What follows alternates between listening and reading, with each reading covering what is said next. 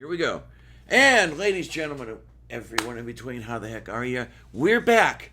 I am Diana Clarion, the Lavender Lady, and with me we have from the main show, Triateyal, and we also have Hello. that most wonderful, that sweetest, that okay.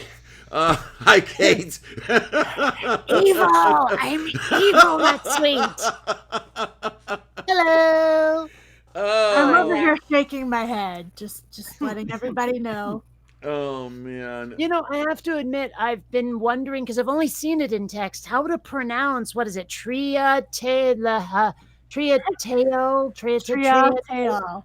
Triateo. Okay, I've Yeah. been wondering like for months. So Yeah, I typically don't tell people because I like listening to people like try to figure it out. Sounds like my dead name. Um, I think it was Bob. He was like roaring drunk one night, and he was just like trial.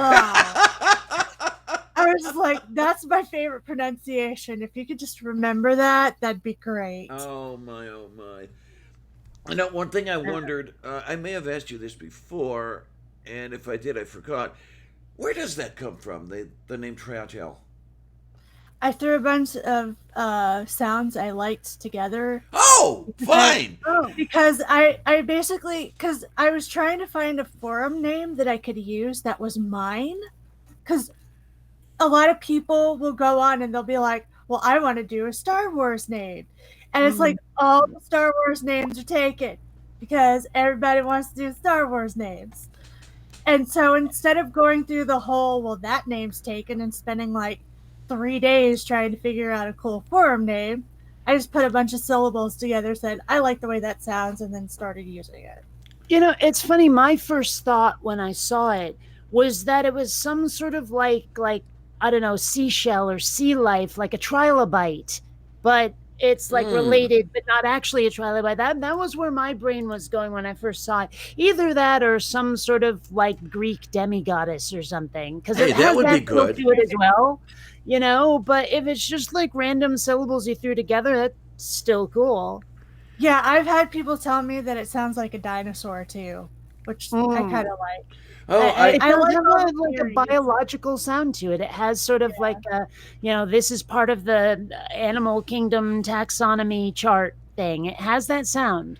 And Yeah, Jaina so mentions that it sounds like it could be a Star Wars EU name. Now, Kate, you're the Star Wars expert around here. Expanded universe. Ah, thank you, thank you. Okay. Actually, while we're on like the science fiction topic, I have been working on my own sci-fi animation, and there was something I wanted to put in there that's kind of a joke, but I don't know if anyone's going to get it. And so I'm not sure whether to use it or not because the world I'm designing is supposed to be taken seriously, but at the same time, it's a joke. Because there's like this sort of Starfleet Academy equivalent in this world. And I'm okay. calling it the Space Command Institute for Instruction. Now that already sounds Trump administration, but Well, okay, but seriously, Space Command Institute for Instruction, do you get the joke? wait a minute. SCII. Sci-fi. Space Command Institute for Instruction is sci-fi, Oh, SCIFI, for Do sci-fi. it. that's where Do I it. was. That's where I was Yeah. missing it because what I always drop those short adverbs. Mm, So I wasn't putting the F in there. Okay, now I Yeah, get no, it. do yeah. it. Yeah. So it seems to me like that's one you really gotta like it's gotta hit you for you to notice it. Oh, there'll be Yeah. somebody who notices it. Oh, There's always absolutely. somebody looking for Easter eggs. But I was hoping it wasn't too on the nose. Because, like I say, the universe I'm designing, I want it to be taken seriously. But if someone notices, wait a minute, that's a sci-fi, it's gonna sound like a Yeah, but joke. there is such a thing as too serious as well. As long as you're Yeah. not like doing it in every single little spot, I think you'll be fine. Yeah. Now here's Yeah. the thing, though. If you're gonna do it as an Easter egg, what happens if you release this thing in December? That will not be noticed by anybody. I'm really trying, Kate, but I'm never going to Uh, be as good at this as you are. Well, the problem is that the release date won't matter for when people watch it. So they're just gonna like go, "Oh, I found an Easter egg." Mm-hmm. Yeah, because they won't get Easter egg during the Christmas season. No, that doesn't work. Yeah, So what are you gonna do? Like I bitch and say, complain. That's what I'm gonna do. say again. I'm I gonna bitch and There complain. you go. I need intensive instruction there, Kate. So okay. Anyway, uh, where are we going from here? Um, yeah, Tria, you'd mentioned a few things about stuff that would probably take another hour and a half to talk about. Got any of those? Oh man, I'm trying to remember what it was that we said that I might cover. Because we were talking about something. Oh, we were talking about the you have a second chance in the next life. Okay, Okay, fine. so here's a quick rundown. The Mormons call this the plan of salvation, and I am giving you the shortest version possible, and hopefully, I don't leave out too many links trying to simplify it. But the Mormons believe that we existed as spirits, like our actual spirits existed with God before the earth was formed, and that God gathered us all up together and said, "Hey kids, I got a plan." And basically said, "Here's what you're going to do. You're going to go down there, you're going to live your lives, you're going to try to be as good as you possibly can be, and if you're good enough, when you die after the resurrection, you can become like me. You can become like God." And get your own And planet. Yeah, pretty well, much. actually, technically, it's your own universe, but Ay, ay. but So wait a minute. The more Mormonism fun. then, as a whole, is a multiverse. Because if each Yeah, one of you, well, I know the ladies don't get their own universes, which yeah. sucks. We basically bake the babies, unfortunately. But if everyone Uh, gets their own universe, you have to have everything together, and you have the multiverse yeah, going. And yeah. oh well, And basically, the story goes, and there's a lot of lore behind it, but basically, the story goes is that Satan said, "Well, my way, everybody follows me. They follow their instructions. They don't have a choice. Everybody gets to come back as God." And Jesus says, with the way I come up with, like, we'll have choice and agency, which it doesn't play out that way in church. Like, they'll say basically the church's version of agency is do it my way or else, but it's your yeah, choice. But anyways, wow, so Christ was like, everybody gets agency and you can choose, and and this and that and the other. And so then there was a war, and there always has to be a war. there's a war, and Satan and Christ like fought each other, and then Satan lost and took a third of God's spirit children with him. And then the rest of us said, "Yay, we want to do this thing called life." And so the next part is everybody's born, obviously, on Earth. And then the way to become like God is you have to live as perfect a life as you can. You have to follow the Mormon teachings, and you have to have I think it's four ordinances. Yeah, I think it's four ordinances. It's been a while, I'm a bit rusty. You have to be baptized. You have to be given the gift of the Holy Ghost. You have to go through the endowment ceremonies, and you have to have a celestial marriage in the temple. Oh boy. You Those things have to be done in order for you to get the highest rewards in heaven. So those who The way choose to they remain single are just shit out of luck, basically. Then. Yeah. Now, some people will tell you, because it changes every once in a while, some people will tell you you get a second chance if you lived your life in a good way and you just didn't have a chance to get married. You will have a chance during the resurrection to be married and have that ordinance done for you if you were a good Mormon kid. Amazing. Some will tell you that you obviously did something wrong and you missed your chance, so there's no chances after you're dead. But those are the four things that you have to do to have the highest levels of heaven. There are three levels of heaven. One is for the Mormons, one's for the good Christians, one is for almost everybody else. The Mormons do have a version of hell. It's called outer darkness. Only people who have gotten the gift of the Holy Ghost and have denied its existence go to the Mormon hell. Everybody else gets some version of heaven. You just get different rewards. Okay, now But is that somebody like you that I mean by resigning from the church were you given the Holy Ghost previously yeah, and I it will go to outer darkness while you and Kate will get a lower tier of we'll get a tier of heaven. well that Like sucks basically, ass. It's just weird. it was basically a scare tactic that Joseph Smith came up with to keep everybody in line.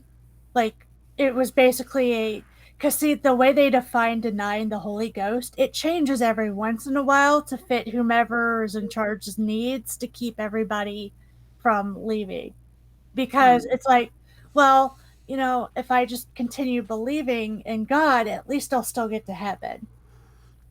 And now I've got that song in my head.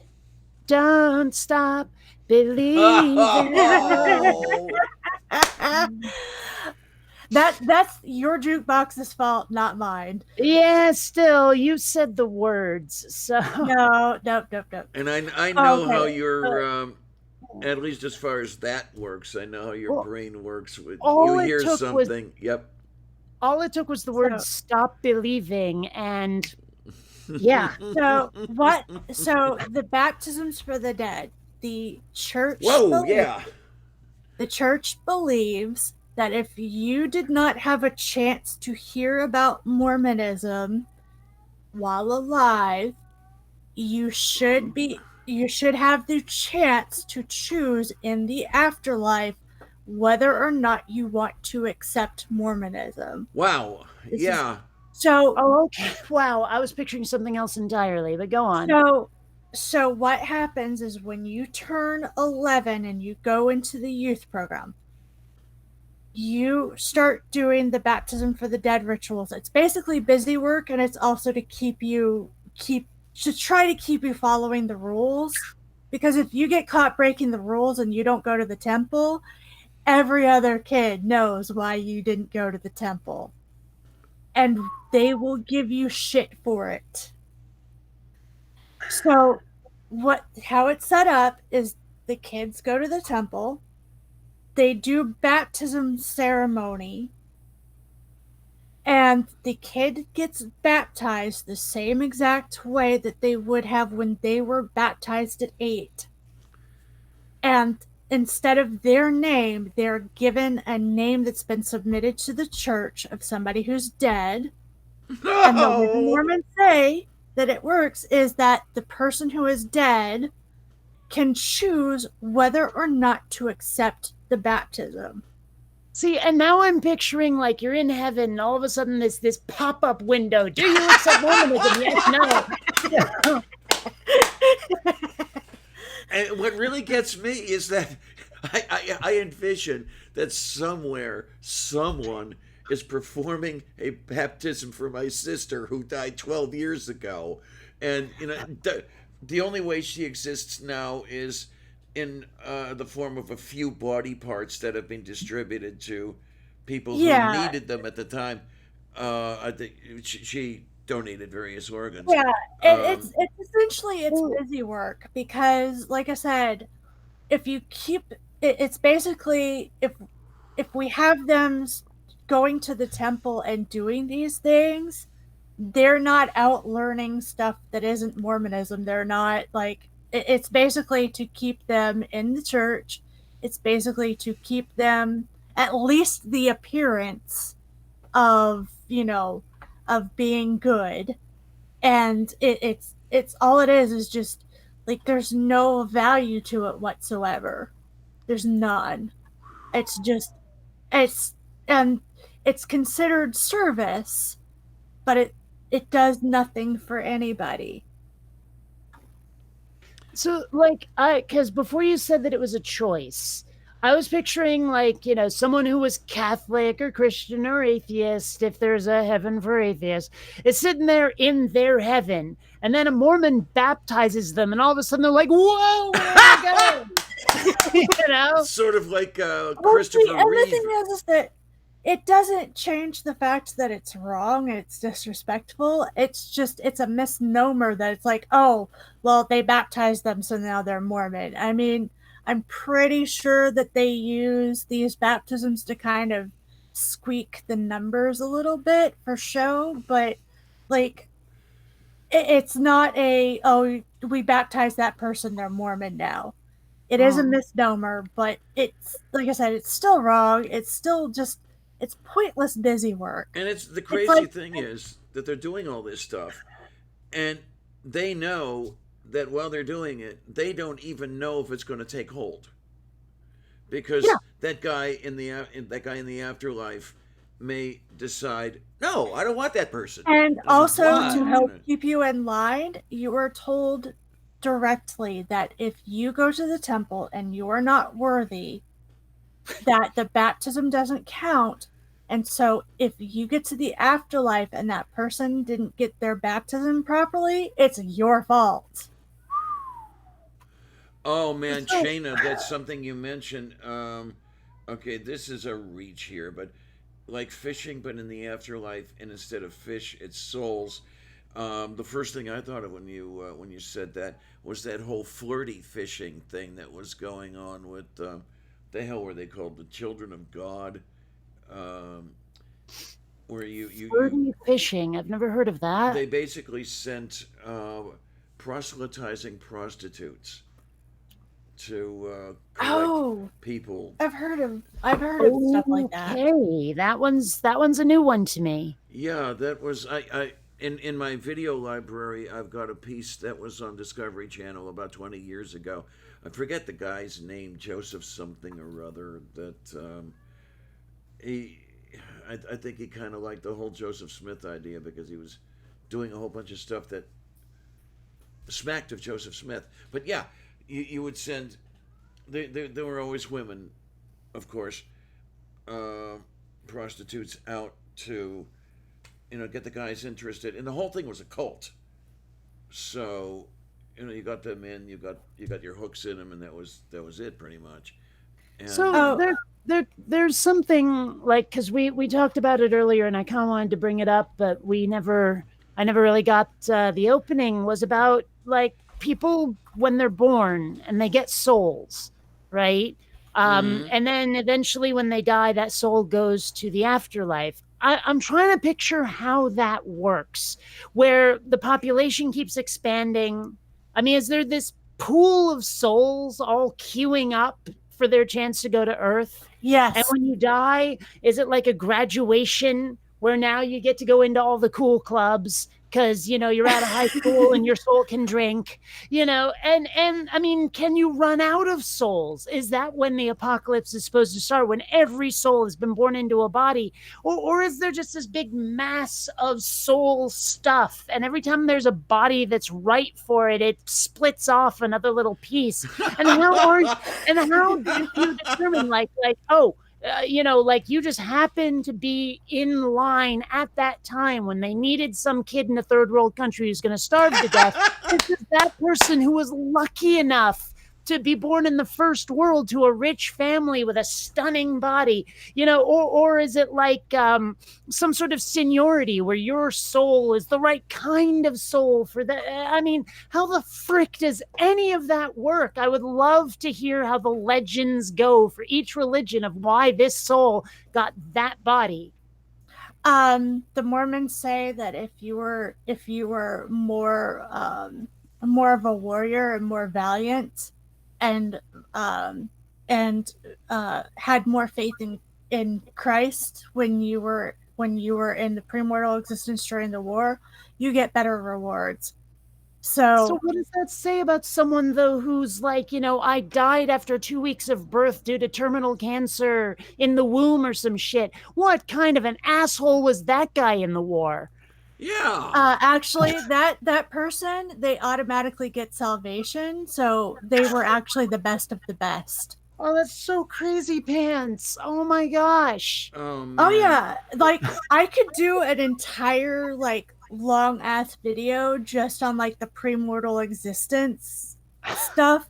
Like this is why I say the plan of salvation is hard to do, because I could sit here and it would take like at least 3 hours to probably go through every little bit of it. Man, Like that's the nuts. simplified version that I gave you, there's a lot that I left out. And every religion has their own version of it, I'm sure. I'm Oh just yeah. picturing a religion where it's like, oh yeah, I got the good body because my family is rich in heaven and we know the right people, like God's right-hand angel. We're friends with God's right-hand angel, and that's why I got that body instead of you, even though I don't deserve it. It's just nepotism.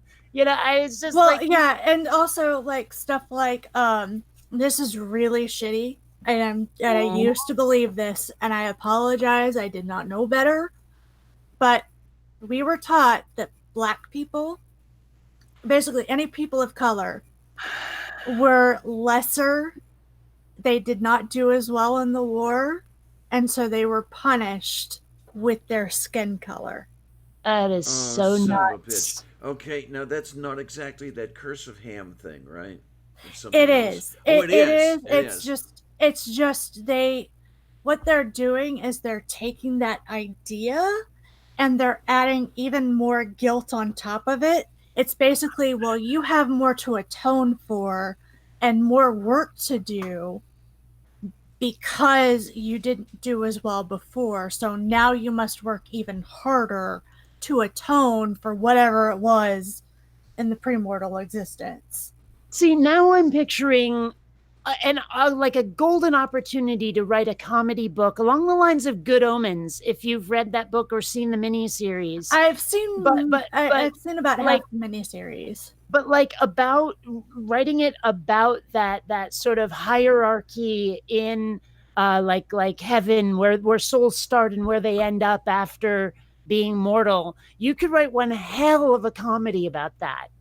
Just like the backstabbing that goes on to get the best bodies, and like where you end up in the afterlife, heaven or hell, is like this big exclusive club. I mean, that would be a great book to write, just sort of a Yeah, send up of what people believe. it's Wow. the premortal existence stuff, like by itself really wouldn't be so bad, except for the way that they apply all of it. It's basically ways to guilt you. Like for me, one of the things that I was constantly told was that I had promised that I was going to have children. Otherwise, I wouldn't have been born in the Mormon church and not. And, it was basically, well, you promised God before you were born that you were going to have children. So they throw that extra guilt on you. It's basically well, you promised. And it's like, but I don't remember that promise. It's like, well, obviously you promised, or else you wouldn't be in this church. Amazing. And yeah, that the retroactive application of that whole thing. Mm-hmm. And that And it falls into victim blaming too. If you get assaulted, a lot of times, and again, this depends on which leader you're talking to. Some of them don't do this, and some of them find this that the idea really, really terrible. But if you get assaulted or something, you agreed in the pre-existence. You agreed that you were up for whatever happened to you in this life. So it's wow. your fault because you agreed to it by coming here. If you hadn't agreed to it, you wouldn't be here. And I wonder what happens when we Jesus discover Christ. life on other planets, if we ever do, like sentient life, if we're contacted by aliens. How will religions retcon that into heaven and hell, and like whether their religion existed on that other planet, etc.? I Uh, wonder. Well, Ken Ham is Mormons won't already have to trying to do retcon. that. Oh, sorry, what was that, Mormons everyone? Yeah, Ken. Mormons won't have to retcon. They already have that built in. They Really? believe that there are other planets that are populated by the God of this universe's children, and that Jesus didn't just die for this planet's sins; he died for all of the planets that have sentient life in this universe. Okay, I so just that's in saw direct an opposition. article. Well, actually, I think it was a YouTube video about a guy who just fed himself to lions because he thought he was Jesus. Like he just threw himself at these lions, I think at a zoo or something, and let himself be eaten because he genuinely thought, I have to sacrifice myself because I'm Jesus. And I have to wonder about people who do stuff like that. If, like, halfway through, they're like, well, this was a mistake. Ow. Yeah. Yeah, indeed. But that whole God putting people on other planets and they are saved and everything else, that's in direct opposition to the stuff Ken Ham is talking about, if I remember correctly, because he's done a few of those Answers in Genesis articles. You know, what if we find life on other planets and the scientists are searching for it because they want to deny God and all that bullshit? You know how he works. Um, so I have to wonder if they were talking amongst themselves and decided to split up the territory or something like that. Anyway, Yeah. I'm just going out into the middle of shit. You know. Yeah, it's as far as Mormonism goes, like they believe that God lives on a planet, which is where a lot of people get the whole "you get your own planet" thing from, because they do hear that little tidbit. But basically, God lives on his own planet, Is and that controls the Kolob or universe whatever? from. Yeah, it's Kolob, and he basically controls his universe from there. Um, so I mean, if aliens were to show up, Mormonism's already really science fictiony in a lot of ways. So So they'd just embrace it. It which So wouldn't change which anything for them, I don't think. which which aliens live on Kolob? Are they human? There's just God Oh, that's and it. He his lives spirit lonely kids. on his little planet. This No, little no, God and his and the spirit children who are waiting to come to Earth is basically all it are on a is. planet. Yeah, So those souls we were talking about are like either walking around or orbiting Kolob. yeah, they're walking around on Kolob Oy. with God. now Oh, this this is sounds so strange stupid. because he's sending these souls out and reducing the number of companions he's got with him right there.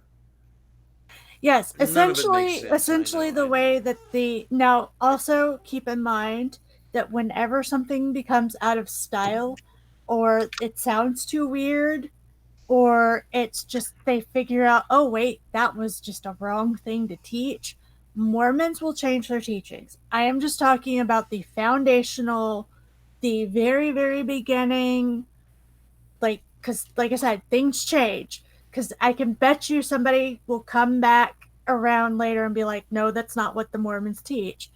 I'm talking about the very beginning, unmodified stuff that doesn't get talked about a lot at church, because it does sound so weird and they're trying to look like any other Christian at this point. Um, but the way the story goes is that the Holy Ghost is one of God's spirit children, and the Holy Ghost will be the last spirit child born before Christ returns. Yeah, and you've got it, Kate. Kolob um, is the heavenly body nearest to the throne of God, and yoy.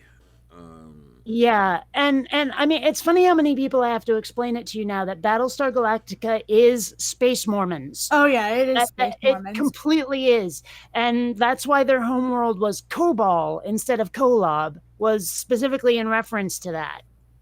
Yeah, oh, okay. Yeah, Mormons love science fiction. Like, I, like I said, the founding teachings are very science fictiony, and it feels homey. I grew up with science fiction. I grew up with TV shows that a lot of people are like, I've never heard of that. Mm. I watched, but my parents watched every B-rated science fiction show that came out. I remember Earth 2. I remember see what else. Wait, Um, including Robinson Crusoe on Mars. Have you ever seen mhm, that film? yep. Did you ever see Quark? TV show called Quark. I'm not I they might may have skipped have. that one. It was They like might 10 or 12 episodes, and it was basically about this like garbage scow out in space. And it was a like a comedy, really bad. I mean really bad, but it was I very think they 70s skipped too. Quark because there are a bunch of rules that you're supposed to follow about what you can and cannot watch. Yeah. Yeah, no, my parents would have skipped that. Now, this is something that I wonder about now when you say that the Mormons are all science fiction fans and everything else like that. That must have come later, right? Because I don't envision Joseph Smith reading Jules Verne.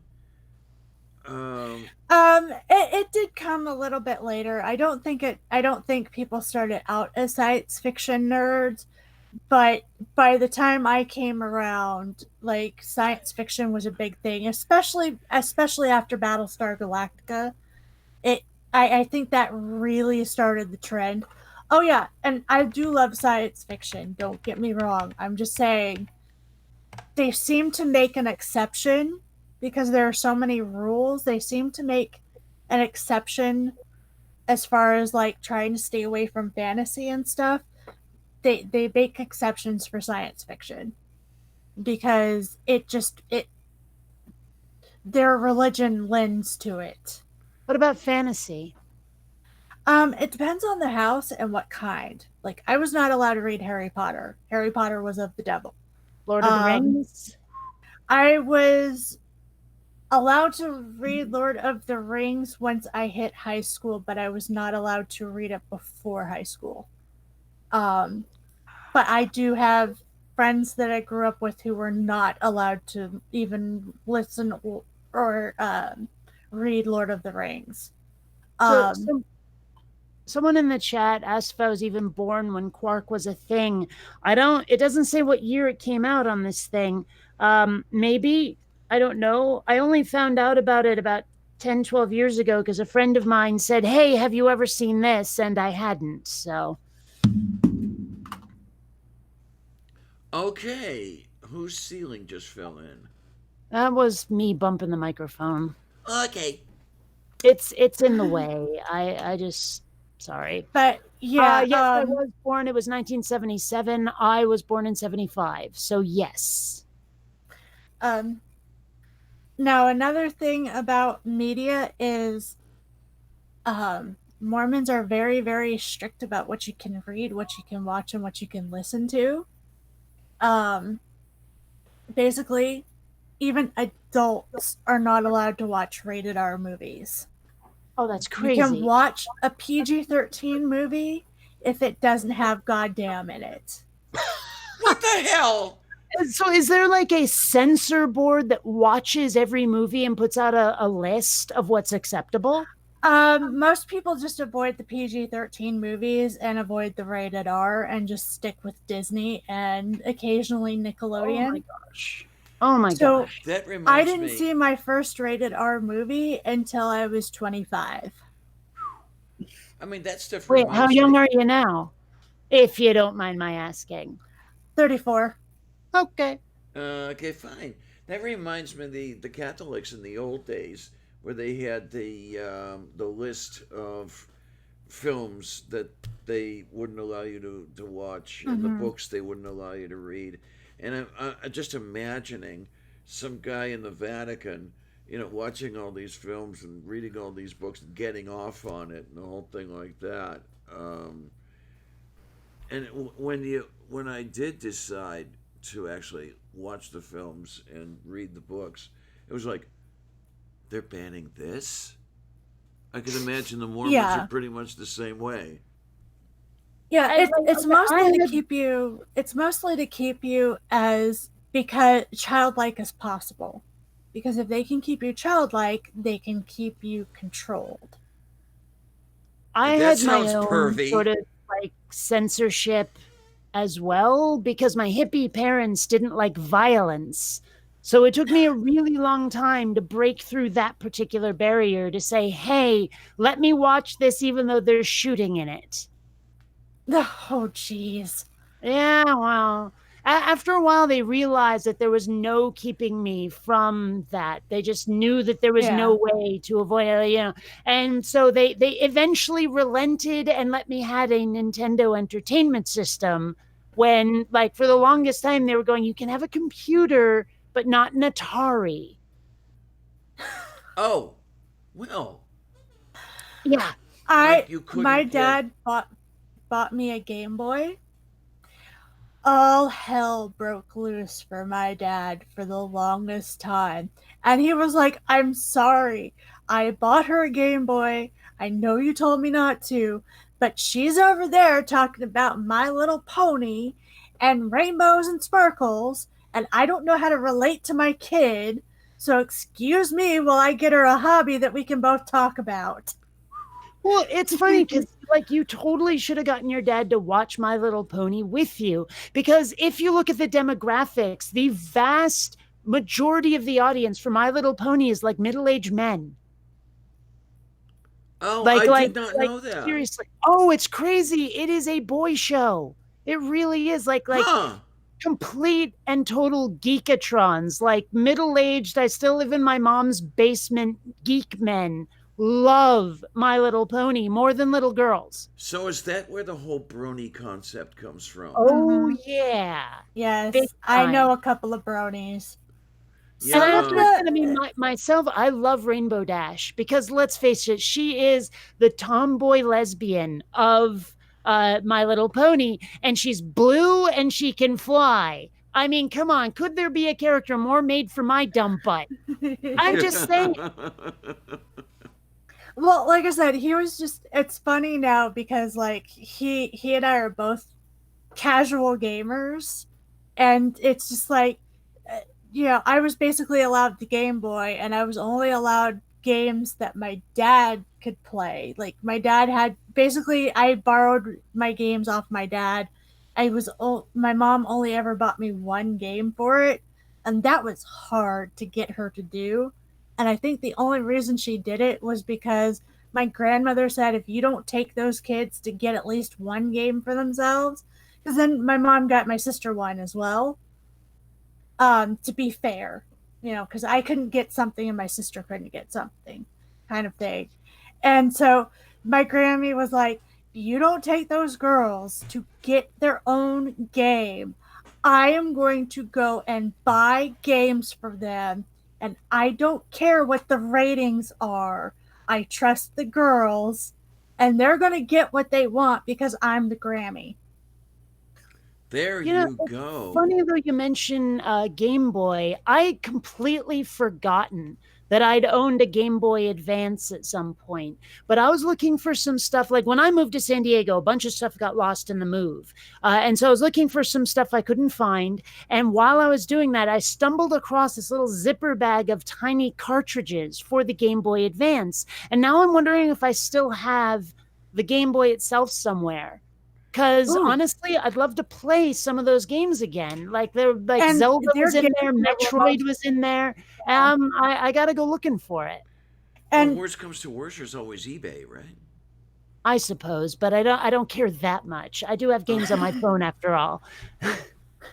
well, and the thing is that unless you've left a battery in there, that Game Boy will still work. I'm It sorry, it unless I left a battery. Yeah, because when Yeah, the if battery. you've left the batteries, I have lost the only thing that killed my Game Boy, and I dropped my Game Boy on concrete multiple times. The only thing that killed my Game Boy was we packed it away because I wasn't using it, and then when I unpacked it, it had batteries in it, and the Oh, batteries had melted, and so the Yeah. if acid I destroyed them. left batteries in it, it won't Yeah, work. I thought you said the opposite. That if there were I no might batteries in it, have. it would die. I might have sometimes what I think I'm saying is not what actually comes out of my mouth. Okay, okay, because I'm pretty sure there were no batteries in it last time I saw it, but you know me and my memory these days, so. Is that getting any better? No. Yes. Yeah, I mean, yes. My dad has told me that I'm remembering things I never would have before. Where there are whole conversations I've had with my dad where he's like, "Yeah, I know you don't remember that, but it totally happened." And I was like, "Okay." And then he shows me evidence of it, and I'm like, "I remember none of this, none of it." But then he tells me now, after the surgery, that I'm remembering things that he's sure I wouldn't have that happened after the surgery, where he's like, your longer term memory is better now, but it's not perfect in any way. Like certainly not like before, like pre seizures. It's not as good as it was then. Okay. Well, I I guess mean, that like would like stand to reason. Yeah. there was a time where I mean I used to work in like video stores back when video stores were a thing, and I was amazing at the Kevin Bacon game. You know, the 6 degrees of Kevin Bacon, where Yep. it's like, yeah, I could do it in four every time, four. And now I'm lucky to remember who starred in some of my favorite movies ever. I'm lucky to remember who directed them back when I used to be a mega geek about who directed which movie when, like even the year they directed it, their whole filmography. I can't remember most of that for a lot of them anymore, and I mourn that loss. I can imagine you would. Yeah. Um. Well, hell, when you lose memory, when you lose the ability to go into the past and reach for events, that's got to be like losing a part of your universe. There's Mm-hmm. I don't know if there's a hole there or if it just closes in on. Well, I guess there would have to be a hole there because you know that it was if someone tells you it was and it's gone now. Yeah, that's got to be horrible. Well, and I mean, it also helps though that like when I was doing the Kevin Bacon game, there were certain movies where there were like he was in movies with stars who had been in so many movies with so many famous people that it was really, really easy to connect them up. Mm. So yeah, like I was just trying to think. The first person who popped into my head was Bob Hoskins was in Who Framed Roger Rabbit with Christopher Lloyd, who was in The Adventures of Buckaroo Banzai Across the Eighth Dimension um, with, oh crap, oh, Jeff Goldblum, who was in Jurassic Park with Ariana Richards, who was in Tremors with Kevin Bacon. You know, so if you could connect anyone to Jurassic Park, there's Ariana Richards, right? And it's little things like that where you don't even have to connect them to Kevin Bacon necessarily. You just have to connect them to that one star that was in something big and famous who's connected to Kevin Bacon. It was like I had this whole system for it. So, yeah, Yeah. Yay. I don't know. Maybe that's just me geeking out too hard. Yeah, we Oh, all am I have our sounding things that we quiet, geek out Bob? about. I probably know why. Let me see You sound about fine to that. me on my end. Okay, I we're gonna hear go just to fine. input. Yeah, I'll let's see if that's any better, Bob. My volume did go down a little bit, and probably because I was a little exuberant with something. I've got this Oh, I've got this automatic gain control thing going on Ubuntu here, and I cannot find a way to disable it. So anytime there is a sound that is higher than what Ubuntu's AGC considers baseline, it adjusts the volume downward automatically. It doesn't even tell you it's doing it. Um, so if I get all exuberant with "yay," this sort of thing, all of a sudden people can't hear me, and they're so happy when that happens. Uh, well, it's funny. Gup or Goop I don't know, was talking about being in a movie with Kevin Bacon. I was not in a movie But I did work on a project based on a movie that got me into IMDb. And through that, and the voice actors who were in the game I worked on, I could potentially connect myself to Kevin Bacon. Okay. So, yeah.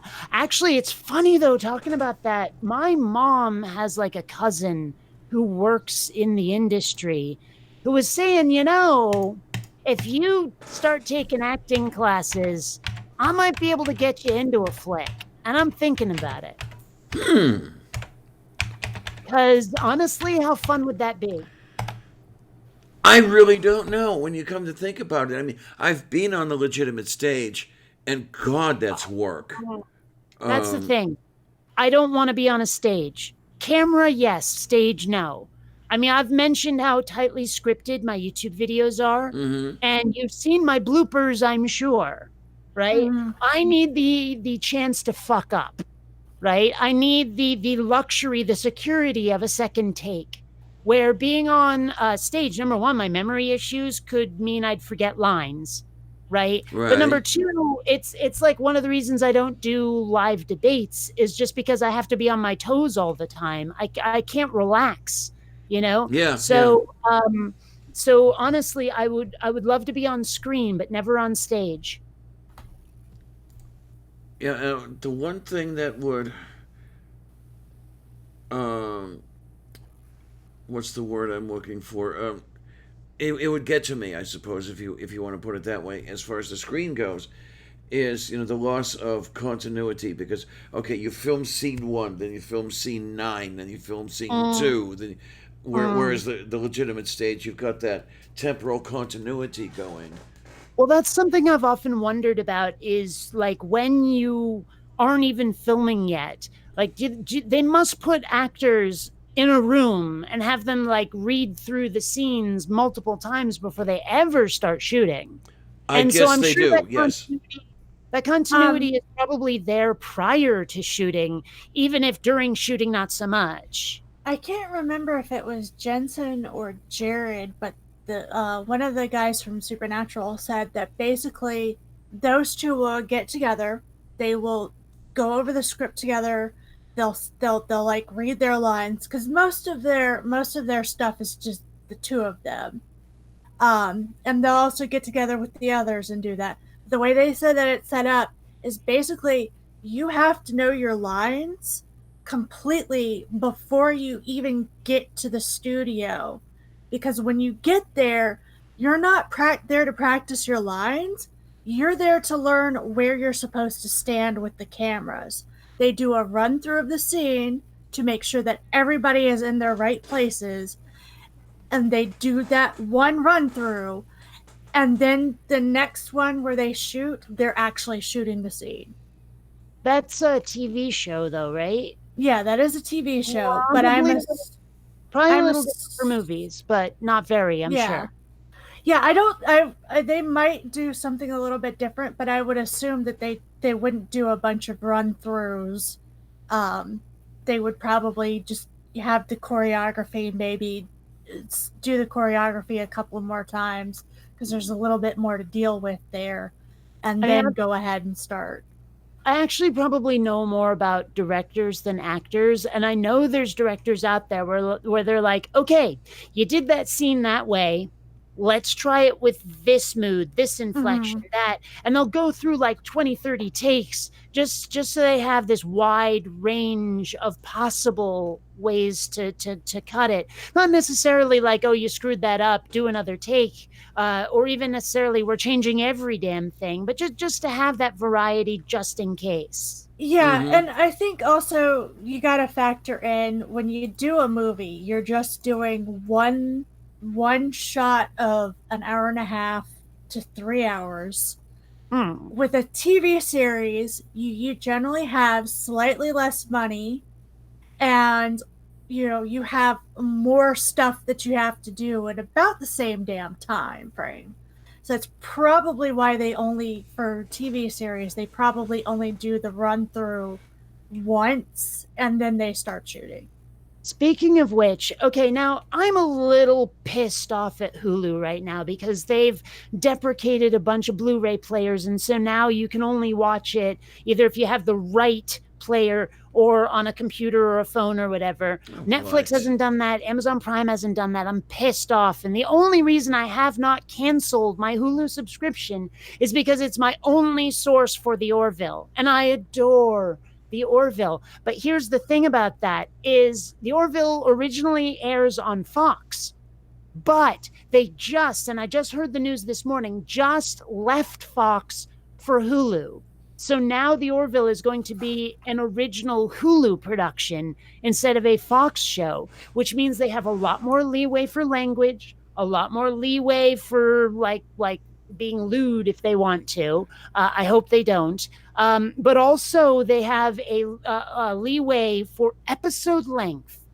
Like they were like Seth MacFarlane actually said now if they want to, an episode can go longer than an hour, shorter than an hour, just however long it needs to go for the story. They're not as limited by the need for commercials. They're not limited by the fact that another show is going to air next. And so it actually gives them a lot more freedom. And I really hope that helps. Right? Okay. So Yeah. that's just some news I heard recently, and God, what I wouldn't give to even just be a walk on the Orville. No lines, just like, I'm walking down the hallway back to the camera. You never see my face, but damn it, I was there. That would be so cool. Yeah. I don't remember what show it was, but one of the science fiction shows, they had like a contest where it was like you could submit, and I was sad because I was like, I know there's no chance in hell, but I'm gonna enter anyways. And then they decided that they weren't gonna. I think they decided to cancel it before the next season.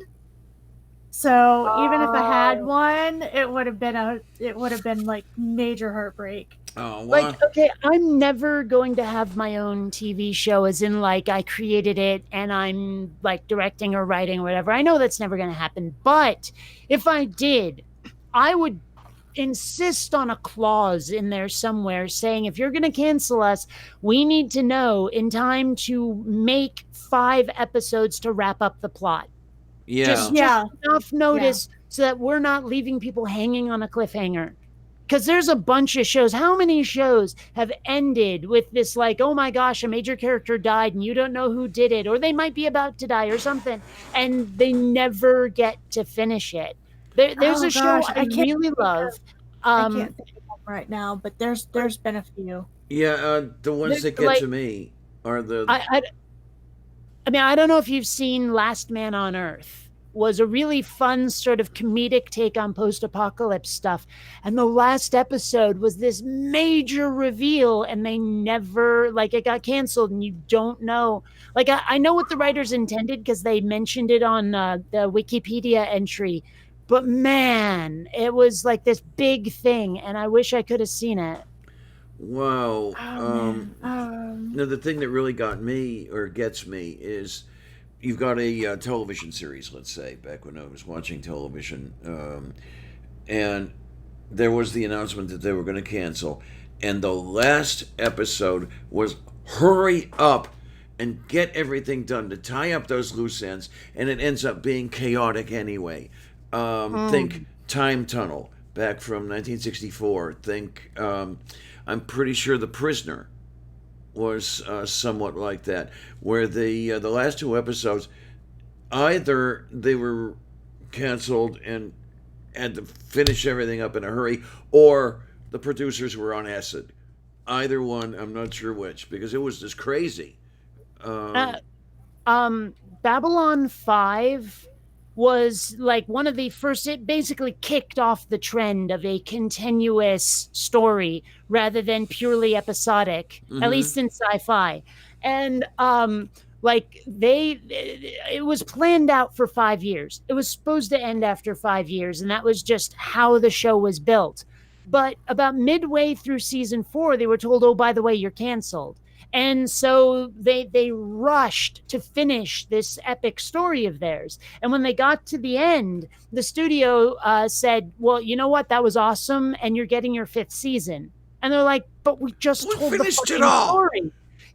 And so the 5th season of Babylon 5 was so phoned in. It was awful. Oh my gosh, it was terrible. Like, you could skip all of the last season except for the last episode and you'd miss nothing. It was so bad. So Sci-fi kind of pissed me off with because they did because Warehouse 13, Sanctuary, and Defiance were all around the same time frame. I think Sanctuary and Warehouse 13 started at the exact same time, but Defiance started kind of like midway between the two series. And Sci-Fi was run by somebody who did not like science fiction. And Oh, great. oh yeah, gotta love Comcast. Yay. But Sanctuary was about, and it had Amanda Tapping in it, and it was about this woman who was immortal, who basically was trying to protect human beings from supernatural beings, essentially. They had that series going, and I loved it. And they had Warehouse 13, which was basically you had a government agency that was trying to keep dangerous magical objects out of the reach of people. Basically, these objects would come close or actually kill people. So they'd go and try to grab them before people got hurt, and they'd keep them in this big warehouse. And then they had Defiance, which was basically a alien species had put themselves in an ark because their planet was dying. And when the ark crashed into, I believe it was St. Louis, Missouri, Oh, terraformed the no. Earth. It terraformed the Earth.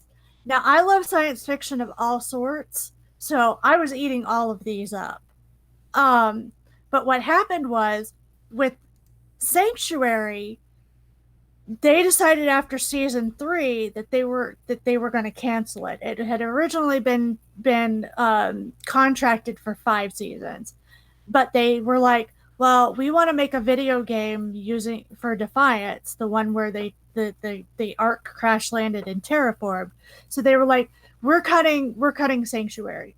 So Sanctuary ended on this, like, they basically had the immortal and her protege like walk into this huge cavern, like filled to the brim with all kinds of wildlife. And it was basically kind of like a what next scene. And they were smiling, and it's like, yay for our next adventure kind of thing. And then Sci-Fi's like, canceled. ugh. And then Warehouse 13 was, What is that one about, by the way? Huh? What is that one about? I've heard the name, but The Warehouse 13 is where where there were dangerous magical objects, and the government agency was trying to collect them before people get hurt. And with Warehouse 13, right at the same time, Sci-Fi was doing half seasons. Half seasons, I don't know if they're still a thing, but it was a big thing at that time. And so they told Warehouse 13, they were like, okay, well, this is your last season. It's season 5. And we're going to give you 2 half seasons. And so Warehouse 13 was like, cool. Okay. So we'll go ahead and we'll write our scripts for, no, they said that you'll have 2 half seasons, and I'm sorry, let me start over. They were on their 4th season. They were told that they were going to have a 5th season, and the 4th season was going to be in 2 halves. At the end of the 4th season, or the end of the mid-season, they go, oh, by the way, we're cutting you off now. And they go, whoa, whoa, whoa, whoa, whoa, whoa, whoa. We were told we have at least 5 more episodes. And you're telling us we need to be on a cliffhanger? And they said, no, we're not going to do that. And so finally, people pulled a bunch of strings and were like, no, we need to finish this. So instead of like having a season and a half to finish everything, they had 5 episodes. Mm. And they were told at the very last minute, they were like, if you don't get these 5 episodes shot by X date, we're not putting it on. And then it was to put all of their money into this video game for Defiance. Defiance ended after 3 seasons. They finished it out. The video game was popular for like the first half of the first season, and then people stopped playing it. Because you know how MMORPG players are. If you don't give them enough, they will drop you. They It's will funny drop how you like like sometimes these things are run by people who don't understand the fans. And so they end up making decisions based on what they expect rather than what the audience expects, and they fuck it up. I've seen you cover this before. You know, Kate. it's kind of like how Congress has this whole thing where like the Committee on Women's Affairs or something is all run by men or some Yeah. shit like that. Yeah. I'm not really sure exactly what it is, but that weird trend. I don't know. It's just why would you put someone in charge of a TV show who doesn't care about the audience? I mean, you're trying to market something and you have someone who's in charge of marketing it who doesn't get it. Yes, Yeah, absolutely. and the thing is that I have a love-hate thing for Defiance because I liked the concepts behind it. I really did. It was just like, why did you have to do the video game? If you had just done Defiance, just the show, you wouldn't have had to have messed with your other 2 really good shows because they were like, these are our flagship shows, but we're going to cancel them, even though they're our biggest money makers right now, so that we can try this video game. Ugh, And I was so sitting in the stupid. background as an MMORPG player going, no, no, no, you don't know what you're doing. No, don't make a video game. Mm. Oh, okay, and this almost brings us a little bit for full circle. I don't know if you watch the YouTube channel for Cyanide and Happiness. You know that comic. I know Oh, the yeah. comic. I have not watched the channel. Because they started a new series. It only had 8 episodes, and they're about 15 minutes long each, but it is freaking hilarious. It's called Purgatony. And it's basically you got that sort of bald, overweight office drone working in a cubicle named Tony Purgatelli. And he's working in purgatory, and his job is deciding who goes to hell and who goes to heaven. And it is freaking hilarious. It's one of the most blasphemous things you'll ever see, and it's brilliant. I love it. It sounds I like like something. They have Cyanide the and big Happiness, sort of like you know the in what is it? I guess it's Office Space where you got the guys like, yeah, we need your TPS reports. That guy. Well, imagine him crossed with a sort of like, tall, dashing, butt-chinned Buzz Lightyear type of guy, but in an office named Chad Bradley, who everyone likes, and that's like Tony's sort of rival, I guess. And it's just, you gotta see it. It's brilliant.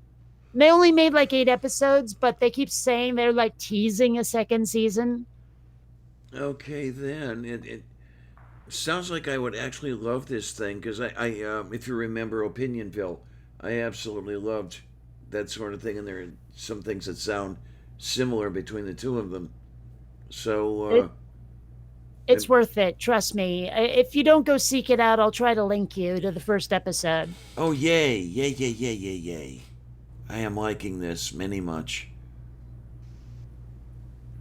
So anyway, right, that's then. just something I thought I'd mention to bring us back to the whole religion thing. So yeah. Oh man. Um. I'm so glad I'm out. I can halfway imagine. I have the certificate. I got my passive aggressive letter. I am out. I won't be So wait a minute. excommunicated. They give you a certificate. Quit Mormon does now, because you used to get a letter of confirmation and they're like, well, after all the stuff you did, because we joke about ex-Mormon achievements. like resigning from the church is an ex-Mormon achievement, getting excommunicated is an ex-Mormon achievement. And so he was just like going along with the joke of, well, here's your little certificate for your achievement kind of thing. Now, is it So suitable for framing? yes, and it is suitable for framing. I am gonna Beautiful, print it up. beautiful. I am gonna print it up on some nice paper and get a frame for it when I get a chance. I just didn't yesterday, because like I said, yesterday I basically my best friend showed up, and she's like, "How much sleep did you get?" I'm like, "I've been up for 20 hours." Yeah, You want to that's sleep? always I'm like, fun. "No, I want to go out to lunch with you. Otherwise, I would have canceled already." Okay, thank you, Kate. I also sent it to your Twitter. Danke schön. So I don't have to grab it and put it up on the bar and hold it there for a while. Oh my, Yeah. thank you, thank you, I thank I you. You were I so good to me. because I mean I absolutely love it, and I did say in the very last episode, if you want more of this, link people so that we can have the money for it, because it does cost the money to build it. And Well, yeah, yeah, Yeah. yeah. That's the whole costing money thing. I don't know. Did we talk about this on air or was it prior to us going on air? Strike sent me a DM yesterday. Said, I require your email address, please. And then oh right, yes. this morning I looked at my email and there's an Amazon gift card sitting there. And he said, "Yeah, I understood that you were interested in a couple of R.J. Downard's books. This ought to cover it." And I'm thinking, "Holy fucking shit!" It's It where is do I always deserve that? You know? It's your birthday. It's not about look, deserving. It's about the fact that it's your birthday. It's a birthday present. but it was always interesting when like your viewers send you, uh, like something like when you get something off of Amazon because you put it on your wish list and you're like, wow, someone cared that much about my shit to send it to me. It's flattering. And I'm never really 100% certain what to say. I've always had trouble with thank yous because Yeah, yeah, I am genuinely grateful, but I'm always worried that my delivery is going to make me sound insincere and rote, and I don't know. yeah. It's especially when people send you something or pledge to you or something, and you know that they've got little enough for themselves.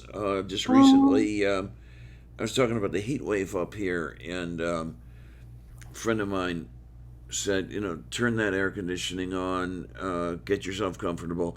I'll help pay your electric bill if you need this. And I'm thinking, she's got less than I do, and it's like, where's this well, coming from? I want one of my Patreon patrons just doubled his pledge from $10 to $20, and I'm like, fuck. Yeah. Wow. So I mean, I I often wonder how the hell I ended up in this place. Because when I started making YouTube videos, it was just a thing I was doing.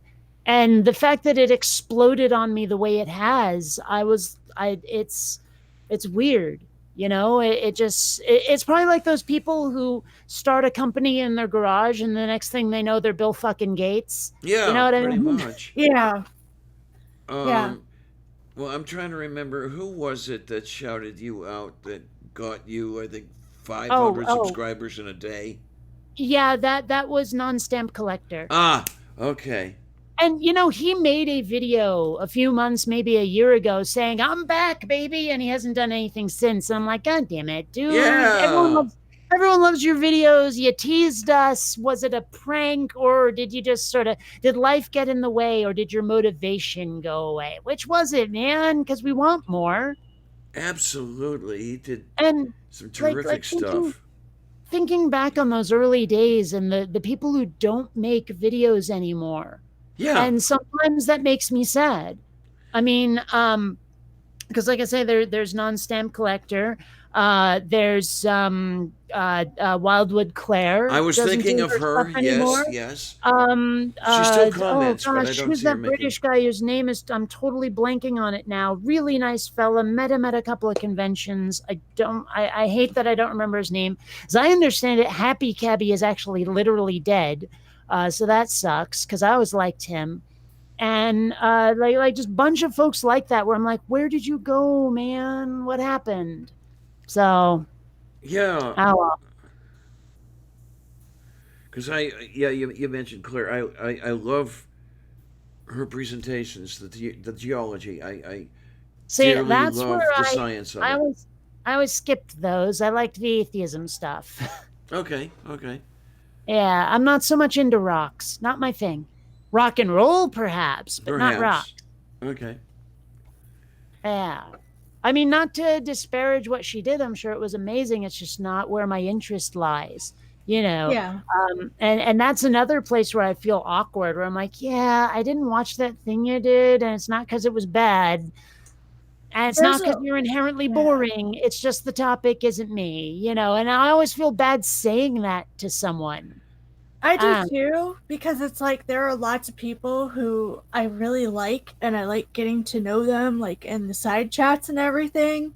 But I've watched their content and I'm like, look, I know so many content creators now and I'm following so many of them. Like I don't have time to watch every content creator that I would like Oh, to. So tell I'm me having about to it. pick and well, choose and it there, really sucks. there's a few folks where I'm like, your ideas are great. Your on camera presence is great, but I wish I could sit your ass down and teach you how to script and how to edit because I cannot watch you when you do one long single take where there's pauses, where there's ums and uhs. It's just really hard to do to watch you when you do that. But I love your content. I think you are awesome. But your presentation, man, you gotta have some production values. Yeah, absolutely. You know, I mean, I won't name any names right now. I probably really shouldn't. That would be obnoxious of me, but I totally could. Um, I don't know. And I Well, there's will, the 'cause, like, lavender 'cause again, I mean, lady, and then because I really like those videos. I really do, but I don't know. I don't know. I was going to mention something, but oh yeah, lately, I don't know what it is, but something has happened to my energy level with regard to YouTube. I've started skipping watching. Like I used to watch every damn video on my feed. I've started skipping. I've started Mhm. doing a certain amount of triage of like, does your subject matter sound interesting?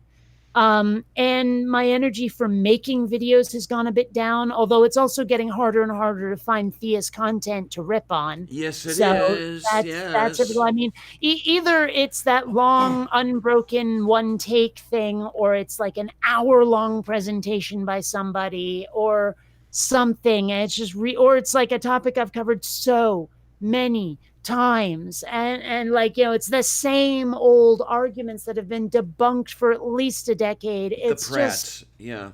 really hard to do, Yeah. and it's a shame, really. And it stinks because YouTube is kind of my only source of income, and I do need to keep it up if I'm not going to go find a real job. And so, I mean, I don't know. I hate it. I really hate it. I wish I had that same enthusiasm that I did. Maybe I just need a break because I have taken breaks before and it has given me the energy back. But, and also, I hate to say, there are certain creators whose videos are pretty okay, but against whom I have some personal grudges. So Okay. there's Okay. that too. So I haven't been watching them as much just because there's a certain amount of resentment. And Yeah, I well, there are certain content creators who I was like, wow, I didn't want to know the behind the scenes you. I wish I mm, hadn't figured out the behind the scenes you. there are a few Um, people I've forgotten now what my beef was with them, but they said something very deal breakery, and so I unsubbed. Mm-hmm. Okay. yeah, yeah. Um, if I find out, like, if I find out behind the scenes stuff, depending on how good your work is and how bad the behind the scenes stuff is. I try not to let the behind the scenes stuff affect whether or not I watch if they've got good content. But like, I've looked at some people and been like, no, no, and I don't really. It's hard for me to get into the theist versus anti-theist argument, especially from where I come from, because I'm more concerned about asexuality and more concerned about ex-Mormonism. And I don't give a damn if you're ex-Mormon and you've jumped to Christianity. Like, as long as we're both trying to work on getting things changed in the ex-Mormon church, or at least keeping people from getting hurt like we were, I don't care what your beliefs are.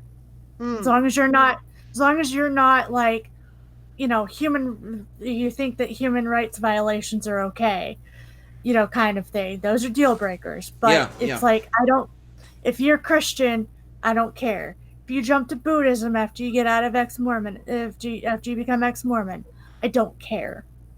I don't care as long as we've got similar goals. I've tried to explain that to some people, because there are some like atheists and religious people who don't seem to get where I'm coming from on this. I mean, how many times have I said, if you can share and play nicely with the other kids, I don't give a fuck what you believe. But there are some people out there who insist that I'm just anti-Christian.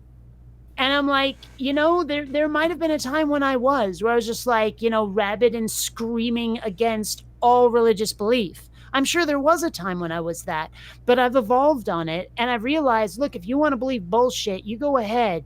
But if you use that to justify your misbehavior, then we've got issues. Yeah. Yeah, no, you don't come off as anti-Christian to me. I've watched quite a few of your videos, and it's basically, oh my gosh, would you stop being an idiot? I was going to say, Kate reminds me of anti-bullshit more than anything else. Yeah. And even not just anti-bullshit. I mean, again, if you believe bullshit, but you're nice to people, I don't care what you believe. It's kind of the way, like, hell, I'm probably more like anti certain sci-fi series than I am anti specific religions. Okay. Right? Yeah. Fair enough. It's just like get your shit out of my face. And if you're gonna be a bigot, make sure you realize it's your own idea, that it's your own fault that you don't have a divine mandate to be an asshole. That's really where I'm coming from. That really gets me hot under the collar, when you have people hiding behind dogma to justify their shitty behavior. Yeah. It's not me. This is just my God telling me what to do. I'm not racist, Mike. I'm not racist. God is. Right. I can't tell you how many times I have heard that from family members who I adore, but I loathe a lot of their world perspectives. Yeah. So, I mean, that's really where I'm coming from on this. And it's really hard to get people to realize, like, the number of times I've had a Christian come onto my channel and go, why are you always hitting Christianity? Why don't you go after the Jews and the Muslims? I'm like, number one, I have done a lot of Muslim-based videos. Not as many as Christians, just because they're not as, prevalent in the United States. You don't see as many Muslims in the U.S. making my life worse. It's just not a thing. And around the world, sure, but in many ways, I feel like that's probably a lost cause, trying to say, hey, guys in the Middle East, shape up or ship out. It's not really a thing I can do. But also, when I look at most Jewish people, they have a tendency to keep to themselves. Yeah. Even the really wacky Jews with the sideburns and shit, I'm like, they are just Jewish at other Jews and not at the rest of the world. And while I do condemn some of the horrible things they did, like I just saw another article about rabbis giving like infants herpes because they do that thing where they circumcise them and then take the foreskin off with their mouth. Yeah. I mean, that's stuff where I'm like, yeah, that's got to stop. But for the most part, you don't really see much homophobia coming out of Jews. Is you Yeah. don't see it, not really. And even if they are homophobic, they keep it to their own damn selves. I was going to say they're So not necessarily voting to enshrine it in law. Yeah. right. So that's why I tend to not go after Jews. It's the Christians who are making nuisances of themselves, and that's why they're in my crosshairs. I've gotten a little bit of I wouldn't say heat, but I've had a couple of people kind of like nudge me. They're like, "You should do more atheist content. You're an atheist." And I'm sitting going, "I know a bit about Christianity because while Mormonism does branch off quite a bit, a lot of its roots are very similar to other forms of Christianity when you get rid of the of some of the more weird stuff. You know, they do believe in Jesus Christ. They do read the Bible, maybe not as extensively. I do know this the you know, the kids' Bible stories like Noah and the Ark and all of that stuff. But because of how I was raised, Protestantism as a whole, I can talk about it, but not nearly as well as I can Mormonism. And I feel like that's going way far out of my wheelhouse. And really, that's not the kind of thing that I've been wanting to do, anyways. Because atheism versus theism doesn't bug me. What bugs me is we need to be doing certain things to keep churches from getting away with the bullshit they are. And That there's the too. nothing wrong at all with a YouTuber having a focus. Nothing. Yeah. Because And I'm like, covering the other stuff that exists. yeah, I mean, and like I said, it doesn't pull me in as much. I'm not nearly as interested in it. And yes, it is a self-interest. It's definitely a self-interest. I won't lie and be like and say I'm not somewhat selfish about it, but it's, you know, it's like I the atheist versus theist conversations, I can listen to them from time to time, but it's not something that I feel a pull to. And then, of course, there are the atheist versus agnostic discussions. Oh, Uh, are we about to talk about Steve? Ooh, what a big dick I've got, McRae. Because, okay, I don't know if you saw what I said on Twitter and also on Facebook about him, but I finally realized who he is.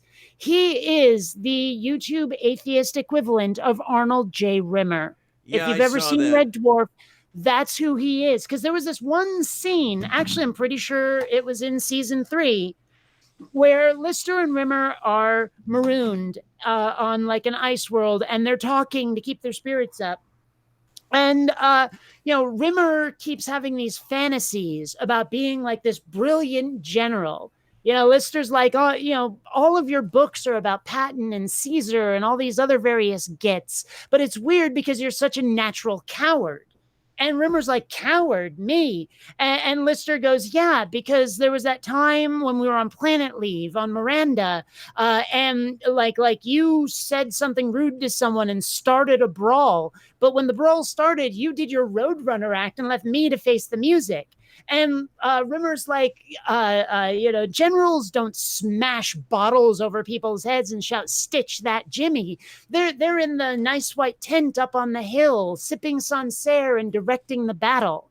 Yeah, they're men of honor. And Lister's like, I don't believe it. You make war sound romantic, right? And that's who Steve McRae is. He operates from an ivory tower. He wants to talk about this in academic terms. He wants everyone to make a positive statement that he can then attack as an argument. And that's why he's so against people saying, look, I just don't have any belief in any gods. And he's like, but that's not a statement. That's not something I can attack. That's not a debate topic. That's just you having an opinion. And that's why I don't accept that definition of atheism, is because unless you're saying, I believe there are no gods, then there's not an argument to be had. And I feel like instead of being in that sort of library room with the leather-bound books and the mortarboard on your head, I'm down in the trenches with all of the assholes trying to like actually get work done to show why what they're saying is bullshit.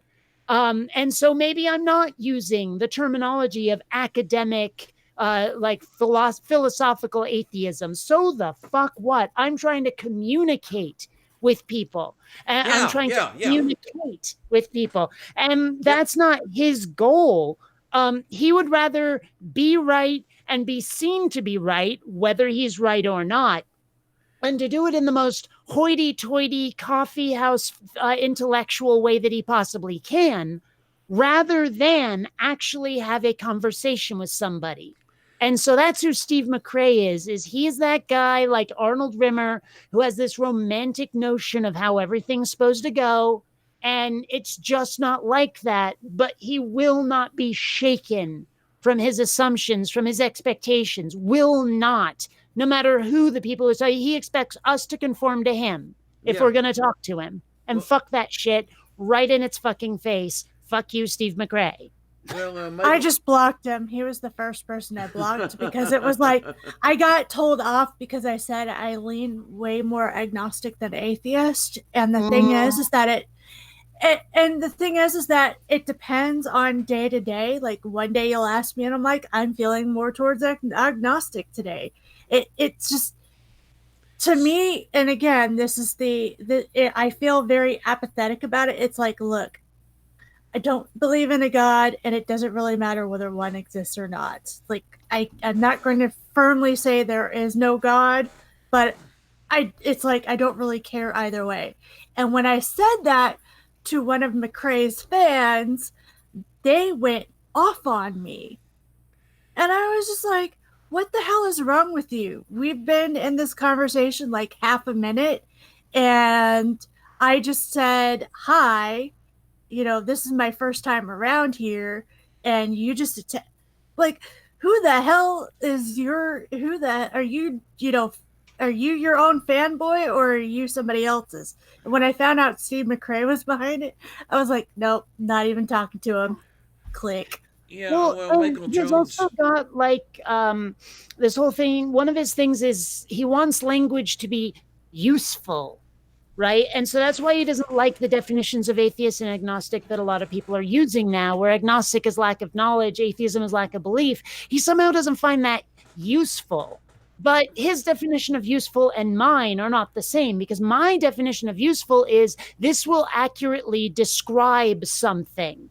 And using the language that he expects us to use does not give me the option to describe my actual position. It doesn't. It really doesn't, because in his world, agnostic is kind of wishy-washy. There may be a God, there may not. It's unknowable. I don't know. Where atheist is breathing fire, there is no God. And I'm like, I'm neither of those. Neither. But you've provided no way for me to actually describe my actual position.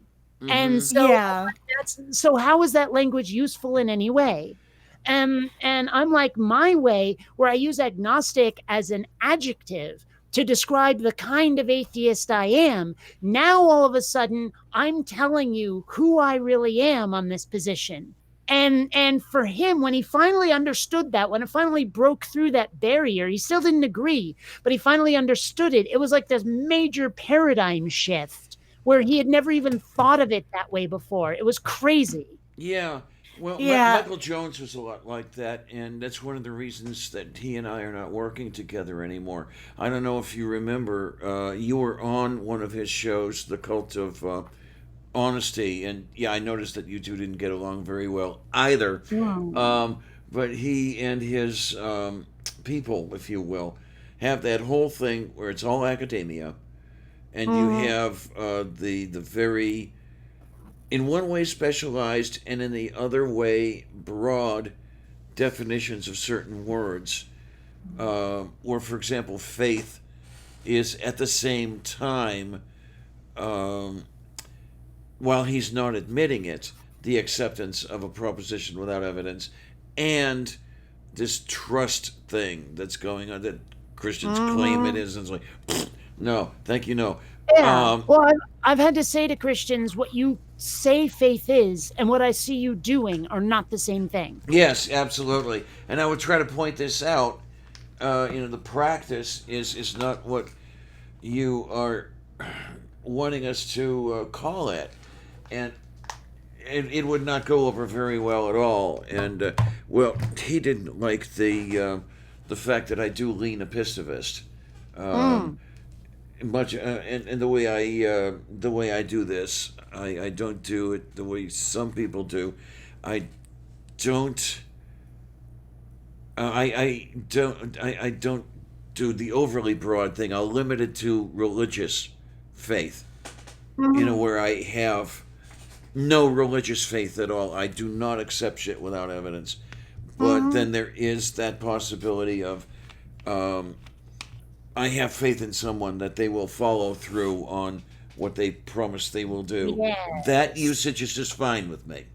Well, see, that's actually another terminology thing that I get into where, and I've seen a timeline graph of this, is when people use proved and proven. Because Yeah. it used to be like you actually see this cross over time, where now if something has been proved by science, now it's proven. It's not a proven fact. Bullshit. If a friend is tried and true, they are a proven friend. But a scientific fact is proved, Yeah. right? Yeah. But people used to use it exactly that way. But it, like I say, over time it shifted to where now everyone uses proven for every damn thing. And I think it's because it sounds more hoity-toity. I really do. I think it's because it makes them sound intellectual, where proved just doesn't for some reason. Okay. Like proved sounds more nuts and bolts, which it is, but I think people don't like that. I think that it's an ego thing. Now, I could be talking out of my ass on that one, but that's just the way it seems when I see them using it. Yeah, and well, the opposite of that one is where I'm looking at the linguistics, where strong verbs are disappearing and they're becoming weak verbs. So, for example, he pleaded guilty. Bullshit, he pled guilty. Okay, it's an irregular form. That sort of thing has been happening in language over. I see it over my lifetime. Although I do want to punch people when they say copywritten instead of copyrighted. You understand. You understand. Yes. Oh God. Because yeah, the right of copyright is not the right of schreiben, of holding the pen, and yeah. Yeah, I mean, if you look at the word copy, RIGHT, copyright, it's my rights to copy. Oh People my are so. word. I mean, and I'm not even necessarily certain they're dumb, and I'm not necessarily certain they're ignorant. I think they're just running on automatic. Which, as we will know, you're not a fan of. With good reason. Good, very good reason. God, I like that at the end of every one of your things. Don't run on automatic. Think. Although I have to admit, sometimes I feel a little weird saying it simply because I am a determinist. I don't think that there's a lot of choice in what we do. So reminding people to think, well, we are sort of like, I mean, it's predetermined whether we're going to think or not, as far as I'm concerned. But at the same time, it's still good advice, God damn it. Yeah, well, my determinism is more stochastic, I suppose. It's the probability that something will happen within a certain range of possible outcomes. I mean, well, I studied physics when I was younger. So. Well, I mean, that's the thing is as far as I can tell, the only place we ever see anything that we can legitimately call random is on the quantum level. So, I mean, and that may have minute influence, but I don't think it's like a macro influence until a lot of it is heaped on top of itself, kind of like evolution, actually. So, but I mean, that I think that range of possibilities is really narrow, to be honest. Yeah. And you remind me, I'm going to have to try to get Martimer on my channel one of these days, because he's helped me out with a couple videos. I love that man dearly. Have you seen the way he took down spirit science? No. Oh my word! I loved it dearly. He just with a double-edged sword. This is sarcastic humor going after Jordan is just every now and then I'll put that on to sing myself to sleep at night. It's just beautiful stuff. And he's a very intelligent person, a physics teacher. And this is where I got some help from him with at least one, but I think a couple of videos. And his whole thing. Well, he's looking at the U.S. from the outside. He's in Sweden. So that's another insight of his that I'm particularly fond of. But Well, I have a certain amount of attachment to Sweden, I'm sure you know. okay, My favorite band, Roxette, yeah, is Swedish. yeah. And also, actually, one of my high school friends who I will probably never see again married a Swede and lives there now. That's probably why unless I travel to Sweden, I'll probably never see Tracy ever again. But that's another reason for me to have a certain amount of attachment to Sweden, because we were pretty good friends in high school. So, Okay then. yeah. Yeah, there's. I suppose there are a few people with whom I was fairly decent friends. I was mostly an outcast, but Well, in my school, the outcasts all found each other and sort of banded together for strength in numbers. So that helped. there was a little bit of that when I was in school. The astronomy club was basically that sort of thing, where the nerds got together and yeah, we had a good bond going there. We- You look at Saturn through the telescope we built, and then on other days, you just sit around and have fun, that sort of thing. Well, we were less nerds than weirdos. We just socially didn't fit in. And so that's kind of where we were coming from. We were just not the popular kids. Yeah, Right, pretty but- much with us as well. Yeah, But there was definitely not that nerd factor. I mean, some of us were definitely nerds. But more in the social sense rather than the academic sense, if you see what I mean. yeah, absolutely. And so again, though, we realized that if we were together, we weren't alone. Yes. And there was some strength in that against the bullies. Yeah. And a lot of us got pretty close to each other, and so losing contact is something I kind of regret. Yeah. And in my case, it wasn't a sense of moving to another nation. I mean, I simply moved from Cleveland to Pittsburgh and lost track with a lot of kids that way. We still talk back and forth a little bit, but I do miss just the sitting around and discussing the weird shit and being friendly with each other, Depressingly, I mean, maybe there was someone in the group that was gay, but all the girls were pretty straight, and I had a crush on this one. Oh well, we're still very good friends. I But know I the wish feeling. I wish we could have been more. I wish we could have been more. But she's a laser beam sexually. So what you gonna do? Okay. Laser beam? Straight. Oh, okay. Yeah. Yeah. Oh well. Oh well.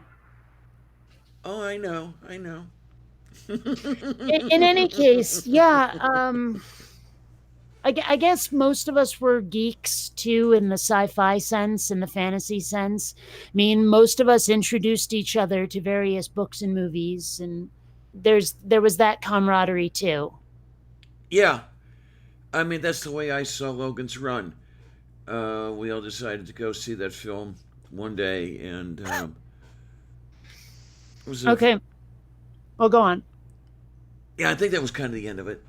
Well, I remember one of my favorite memories. Me and Autumn and Tracy all went to see like a late showing of the Power Rangers movie when they made it. And we were the only ones in the theater. just us three. And so it turned into MST3K like you wouldn't believe. All right. Right? We're making fun of what we see up on the screen. We're doing cartwheels up and down the aisles, all kinds of stuff. At one point, the staff comes in, just like they do to look at what's going on. They see the three of us acting up and they realize there's no one for us to disturb. So they just shrugged and walked out and left us to our own devices. It was a blast. I loved it. That was so much fun. So yeah, I mean, it's like if you can think of, imagine like a more sci-fi, less musical version of the Rocky Horror Picture Show. That's what we were doing. Oh, you say which Power Rangers movie? The one in the 90s. I mean, we were still in high school, right? So it must have been like 92, 93, something like that. I don't know. I don't remember exactly, but it was that Power Rangers movie.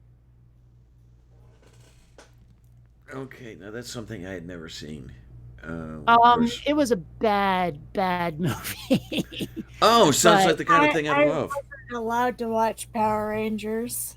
I got to watch a little bit of it, but only when I could sneak away to the youth center on base at the right time.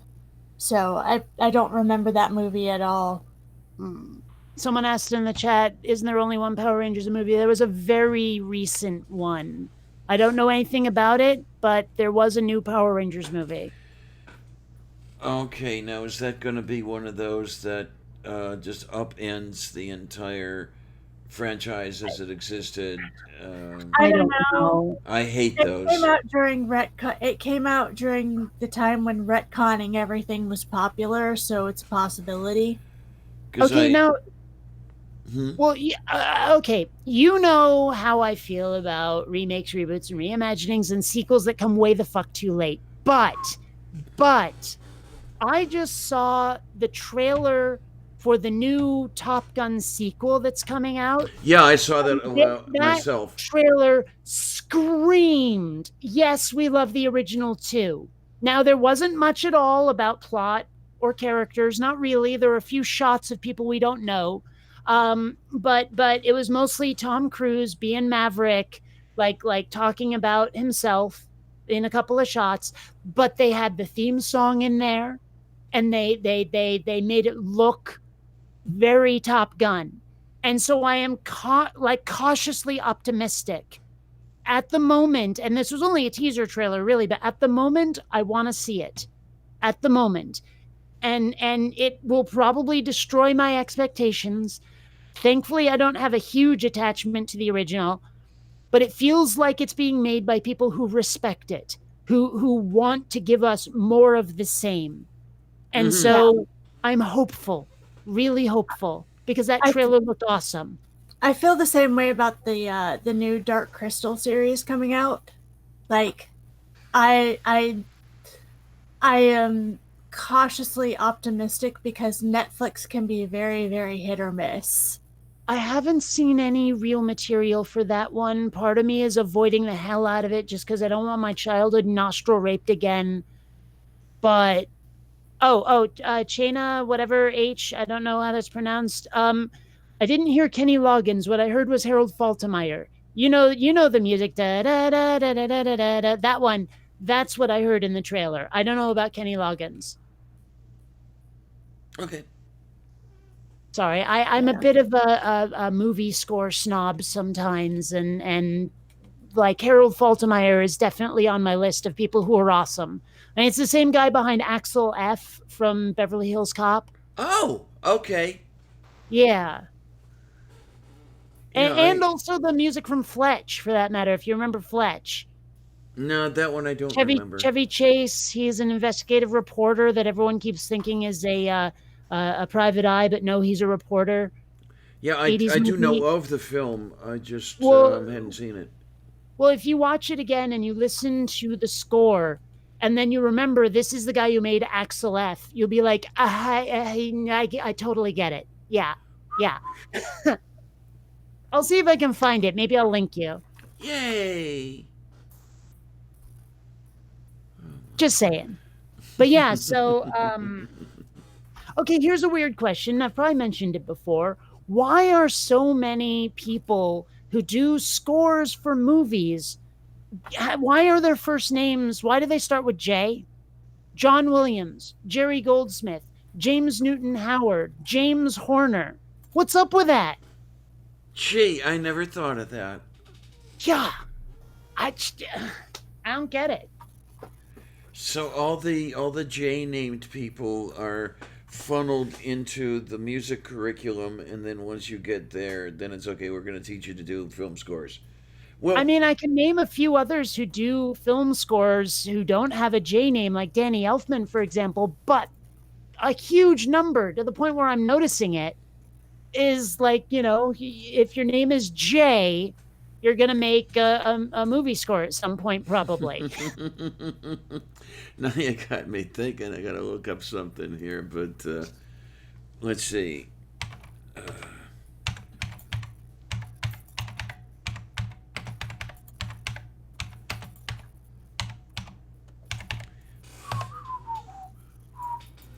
Um. Okay, no, that's a non-J name. Elmer Bernstein for the Magnificent Seven score. Oh, well, I mean, generally speaking, I'm talking people who started in the 80s. Okay. Okay, I found Fletch's theme. I'll send it to you. Yay! So now you have two links to look at. You got Fletch and Purgatony. Oh, this is the good. You are just so good to me, Kate. You know that. It's this thing I do. I like the things you do. Shut up, Clarion. And now I've got that song in my head. Thank you so much. Okay. You doing that thing you do. You remember that movie? Oh my gosh. Yeah. Okay. Anyway. That killed that. Well, sorry. Stabulous. Ah, man. I'm beginning to feel the fact that I didn't sleep yet again this morning. Well, there's an interesting thing that Chena has said. I mostly listen to video game scores, and then I guess There's some good ones out there. Say again. There's some good ones out there. Yeah, that is a thing now. I guess, right? Yeah. They used. Unfortunately, I don't think they're coming down here anymore, and I'm not sure if they're still doing it. But they used to have a Zelda concert. The last one that I heard was Breath of the Wild, and they'd have a symphony orchestra that traveled that just played music from the Zelda games, and they'd have up on the jumbo screen, they'd have scenes from the actual video game. There's also like a video game concert that happens every year. I can't remember what it's called, but I got a CD from them a while back. It had a lot of really good stuff on it. Well, I don't know if you've ever played the Star Control series, but I loved the original. Well, actually, the second one was better than the first one back in the day. But when they made a sequel, or actually a reboot recently, again, I had to be cautiously optimistic. But when the trailer started for this game before it ever came out, and that music from when you're traveling in hyperspace started up, except it was like much more rich than what you could get back in the 90s on your old sound, whatever it was called, the sound card back in the day. I think it was Sound Blaster. I don't remember. But when that music started up, I was like, oh my gosh, we are in such good hands here. These are people who know what the fans loved back in the day. And it's true. Yeah. It's absolutely true. When the game came out, it felt mostly true to the original. It really did. And I was like, that's awesome. That is so awesome. But the music was the first thing that grabbed me, that visceral feeling of, oh, that. Oh my gosh, that. Thank you. Thank you so much. And I mean, I've got a lot of video game music kicking around in my MP3s. Do you want to hear the level 1 music from Lemmings? Because I have multiple versions of it. You All know, right. you want to hear level 1 and level 3 from Blaster Master? Because I got you covered. You know. So yeah. Yeah. Yeah, the concert that I was thinking of is Video Games Live, and I think they're not doing the Zelda concerts anymore, which is kind of sad. I was looking forward to doing one of those this year, um, but oh well, Oh, well. something else will come These along. things happen.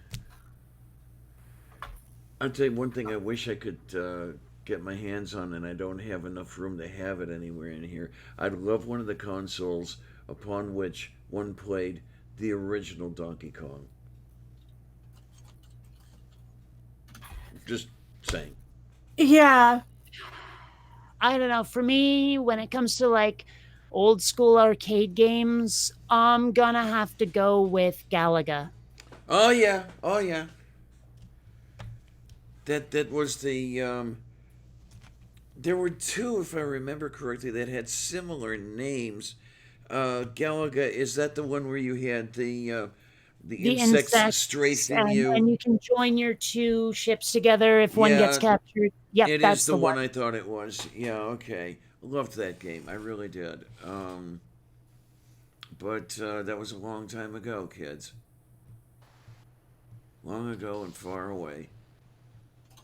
So, I used to spend my lunch hours in the mall arcade. Anybody remember those?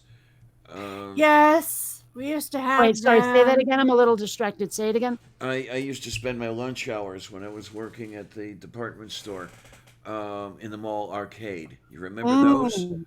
Hmm. Although honestly, I preferred the arcades that weren't in malls because I remember there was this. There were two when I was a kid. There was Upton's and there was Galaxy 6. Okay. And I spent so much time and money in both places. And I was so sad when Galaxy 6 went away because it was right next to Merrill's movie theater. And so, like me and my friends, we could make a trip to the arcade, go see a movie, come back to the arcade. It was a thing, and there was something about the atmosphere, and it probably had a lot to do. I forget if it was the arcade that had to do with my fandom of Tron, or Tron that had to do with my fandom of arcades, maybe both. But yeah, arcades was a part of my youth like you wouldn't believe. Okay. By the time I would have been able to go to an arcade, most of them had been shut down because assholes decided to start fights in the arcades. And Mm. so the malls decided, and a lot of the arcades actually decided to shut down because teenagers couldn't just share the space. They had to fight each other. So Yeah, we didn't have that, thankfully. Yeah, I didn't deal with that either. I do have a few arcade based stories though. Like, okay, there was a game, this was after the 80s, this was early 90s when like 3D graphics were a thing. Like in either home use or arcades, not just movies. And there was a game called Virtua Fighter, which was like 3D Street Fighter 2 or Mortal Kombat. Okay. It was really, really crude. I look at the graphics now and I'm like, what the fuck, right? But at the time, it was revolutionary. And I got really good with this one character named Sarah. Really good. But there was this guy named Scott who was actually wheelchair bound and only had use of one hand, who was using this other guy. I think his name was Lau or something, I forget. And he was kicking everybody's ass. I mean, everybody. No one could beat Scott, even though he was just using one hand. Except then I discovered the trick he was using to beat everybody. And while it meant I could never get a perfect victory, I figured out how to kick his butt. And then it got to the point where I was good enough at Virtua Fighter that nobody would play me. So if I would beat one person, they'd be like, oh, fuck, here you are again. I'd beat one person, they'd let me finish the game, beat the final boss, and then go, okay, out. It's our turn again. And I was like, damn it. I was so good at that game and no one would play me. It sucked. I mean, that's one thing is if people would play against you, you could keep playing forever, right? Because people would keep putting in quarters to play against you. You didn't have to pay anything. But if you played through the game and beat the final boss, your turn's over, your money's gone. That's all there is to it. And you have to wait in line again to play it again. And so, like, I mean, I could play forever on 50 cents just because I was that good. But then Scott started to beat me. Then I learned how to beat Scott. And, well, yeah. And there goes the story. Yeah, definitely. Mm-hmm. God, I grew up on the pinball machines. I got stories for that too. Oh my, oh my! And these were the pinball machines before score inflation, when you got 1 point for hitting a certain bumper, and that sort of thing. Your total score might be 4,000 or something like that. They cost a freaking dime to play. That doesn't happen anymore. Are there any pinball machines out there anymore? Yes. Yes, we have. Let's see. I don't know what's happening with Good Luck Have Fun. Ever since the shooting, they've had such shit luck. But we also have two other arcade bars here in town, and they do have pinball machines. Um, I'm trying to think of what they are, but I don't go to arcade bars very often. Um, I used to go to Good Luck Have Fun, but again, they basically got screwed. So, Well, back in Seattle, like Wizards of the Coast was based in Seattle before they sold to Hasbro, and just sort of as a gift to the gaming community, Richard Garfield, the guy who created Magic the Gathering, opened the Wizards of the Coast Game Center, or the WotC Game Center as we called it, right? And he was running it at a loss, but like I said, it was his gift to the gaming community, yeah, and they had like this big basement for people to just play whatever game they liked, lots of tables and stuff. They had a store upstairs, like on ground level, and like when you walk in, you see this big huge like minotaur demon looking thing like just up on the ceiling and stuff. It was really badass. They had a section where they had these VR pods where you could play either Battletech or Red Planet. It was really cool. But they also had an arcade section. And in that arcade section, there were arcade games and also a bunch of pinball machines. And like there were two that I thought were my favorites was Attack from Mars, which is really neat, very UFO themed. But then there was also Medieval Madness, which I think, despite being more of a sci-fi fan, I liked better. I think it was just more fun to play it. But one thing was like, in the like near the top in the center was this like plastic castle where you had to do certain things to get the drawbridge to drop, and then if you got the ball into the drawbridge, you'd basically be like, oh, I sieged the castle, I won, and all the parapets, the towers would bash themselves together, right? Now the guy who serviced the machines knew that I liked that one a lot, so when the machine irretrievably broke, he gave me one of the towers, and I still have it today. Oh my word! Yeah. So that was pretty cool. Nice. I love it. Every minute of it. I don't know if I have any stories that nice. yeah. I need to find a game store to call home again because I was going out to one for a while, and it wasn't a big deal for me to go because basically my friend would pick me up on the way to work before we'd go to games, but we're no longer friends anymore, so I don't really Aw. have a way to get to it. I and there are ones closer, but I don't like going to game stores by myself. I prefer having friends go with me so I can at least play. Because when you walk, and unfortunately, when you walk into a game store here in town, and you're a girl and you're by yourself, it's Oh, like you're invisible. It's like you're invisible. wait, you're invisible? I would have thought it was like you're getting hit on. I've only been hit on once, and my God, the guy was just Oh. he was trying to impress me with Harry Potter knowledge, and like he was getting the facts all wrong. And I was just like, dude, so you're trying to say that it was basically a backhanded way of being like, I'm super smart and you're not as smart as I am, like how smart I am, while also not knowing what the hell they were talking about. Okay, now I'm worried because I thought for sure that tower was in here. Now I have to go find it. Oh Damn it. no. Oh no, not good. Well, I know a couple of other places it might be, but I thought for sure it was in here. Oh well. But I do still have some of my Battletech pins. Like, this is my 200 missions pin right here. Oh, wow. Okay. Right? And somewhere in here, I'm sure I still have my master rank pin. You have to go through master trials to get master ranked. And yeah. Anyway, just saying. Aha. Chenna, a lot of the reason why I don't get a lot of attention is because I'm not pretty enough. And I also am not, like, I am sweet, but I'm not sweet. And I don't put up with bullshit. And a lot of the guys know that. Like, I don't go in and I'm like, oh, hi. I'm like, bitch, leave me alone. There it is. That's my master pin. Alrighty then. Those are pretty. Yeah. I've also got a lot of old IDs in here. Like this one is for Microsoft, which I probably should have turned in at some point.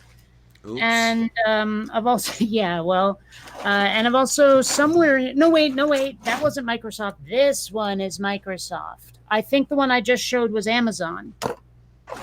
So, yeah. And double wide buttload of pride beads. Yay! Oh, yeah. I can't wait for October because we don't hold our Pride Parade in June, because I think it's partially because a hurricane could come through at any moment, kind of deal. Oh, okay. And That's also a good it's reason. hot as hell in June. So, but I want to walk in Pride for the first time. Yeah, I'm really looking forward to that. I don't have the pride beads I used to because there's a certain 4-footed little one that likes to run off with them. Yeah. Oh well, what are you gonna do? I got I a love the kitty. bunch I love of the kitty. I got a bunch of buttons when I went to the museum. And I also had somebody thank me for wearing asexual colors and hand me a rainbow flag.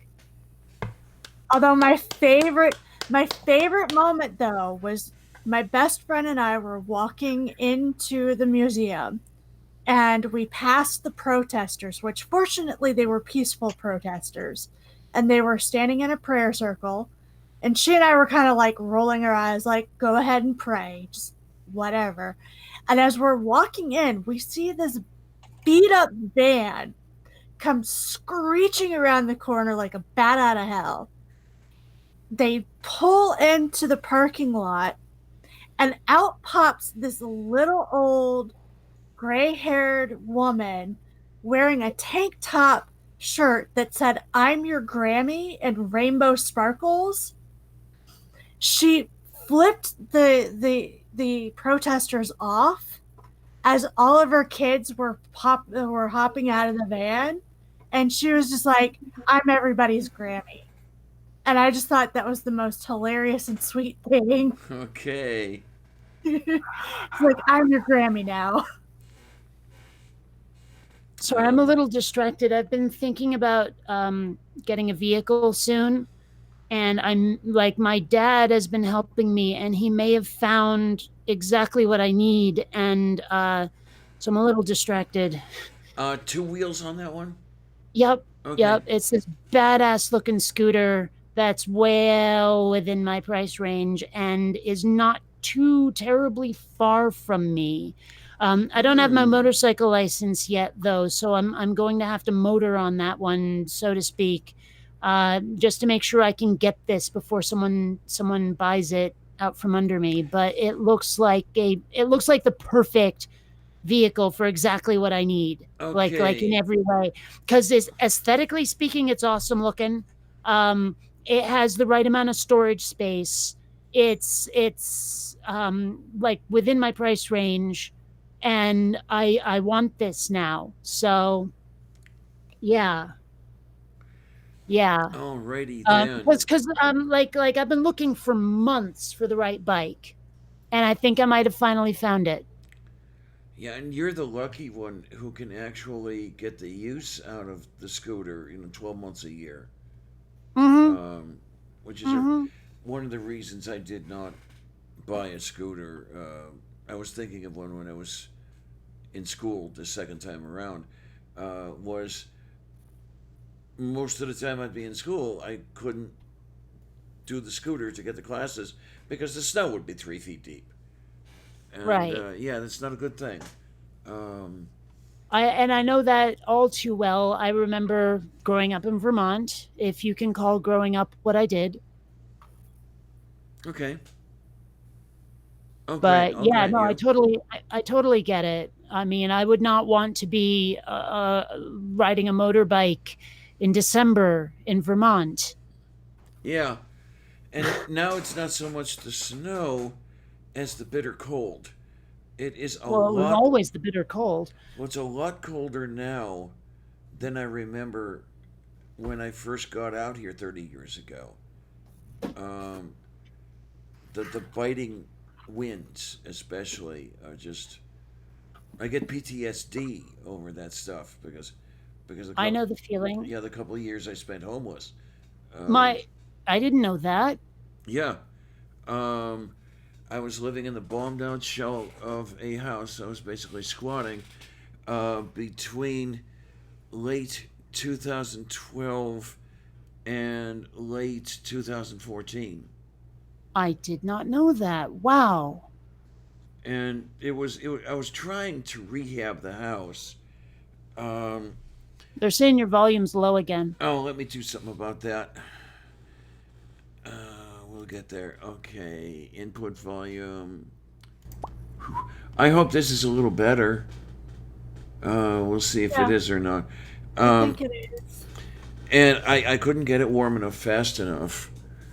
And I call it homeless because it really wasn't a real arrangement. I didn't necessarily belong in that house anyway, and certain things like that. So these were the couple of the worst winters we've had in Pittsburgh in my memory anyway, where it was getting 10 below, and it was 10 below in the house. So Mm.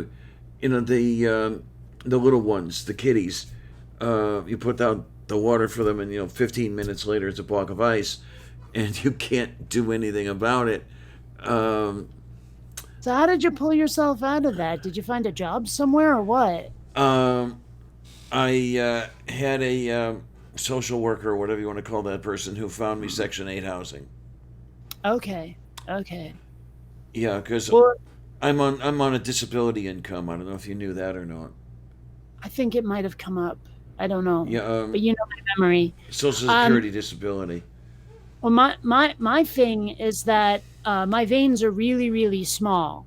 And like the amount of IVs I've had to have in the last year is crazy. And I keep telling them, like, this is the vein where you can actually put a needle. Don't go digging in my elbow because you're not going to find one. Right. And Okay. because of that, my body does not heat like my limbs and my digits. Like my core might be warm enough, but my nose, my fingers, everything absolutely painful. Like I know a lot of people are like, oh, just wear gloves and your body heat will heat up the gloves and you'll be fine. I'm like, No, no, it because doesn't I work that way. don't have body heat. Like my blood does not get to that part of my body the way it does to yours. And because nobody could empathize, they didn't understand why I didn't want to go out to play during winter months. They're like, you just sit at home at your computer and at TV and you got to go out. And I'm like, no, I fucking don't. I'll go out when it's spring and summer and fall, but not in the middle of winter. Okay, Forget it. so in Vermont, that would be about 3 weeks, right?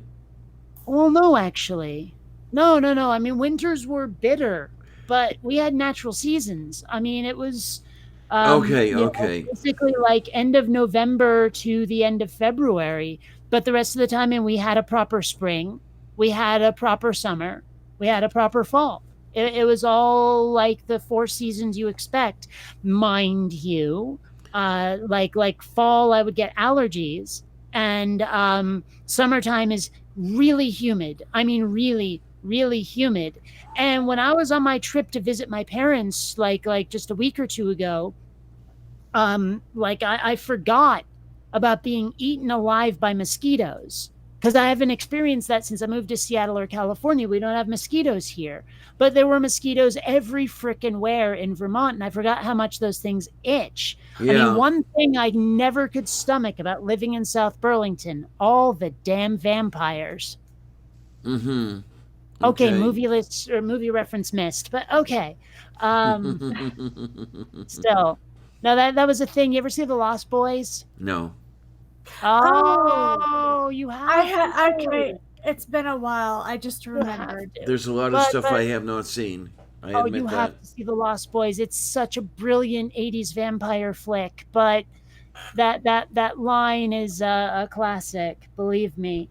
Um, Anyway, what I was going to say before about the whole getting a scooter thing, I have to take that motorcycle safety course and get the license. And there were a couple of things that were required that I didn't have. For example, over the ankle footwear, right? And Okay. also gloves, full finger riding gloves. You need that to take the course. And so I had to go out and get them. And in the process, I think that's when I realized I don't actually want a motorcycle because a motorcycle is harder than a scooter. So, yeah, also, I think they're more likely to get stolen because the guy at the scooter shop was telling me that scooter parts are not worth anything and no one's going to just sell a whole scooter. So no one will steal that. But I think motorcycles are much more likely to be stolen. So, Okay. yeah. Yeah, because that would be the other thing as far as it goes with me. There would be no place to keep a motorcycle or a scooter were I to have the opportunity to drive it more than you do here in Pittsburgh. Um, yeah, and considering the neighborhood, it's not the worst, but it's not the best, and it might not last too long unless I, what's the word for it, booby trapped it. Hmm. And I don't think you're allowed to do that. I don't know. I mean, how exactly do you booby trap a motorcycle? With a quarter pound of C4 and a mercury switch. Okay, sure. I'm trying to picture how that works, but okay, it doesn't matter that much. Um, yeah.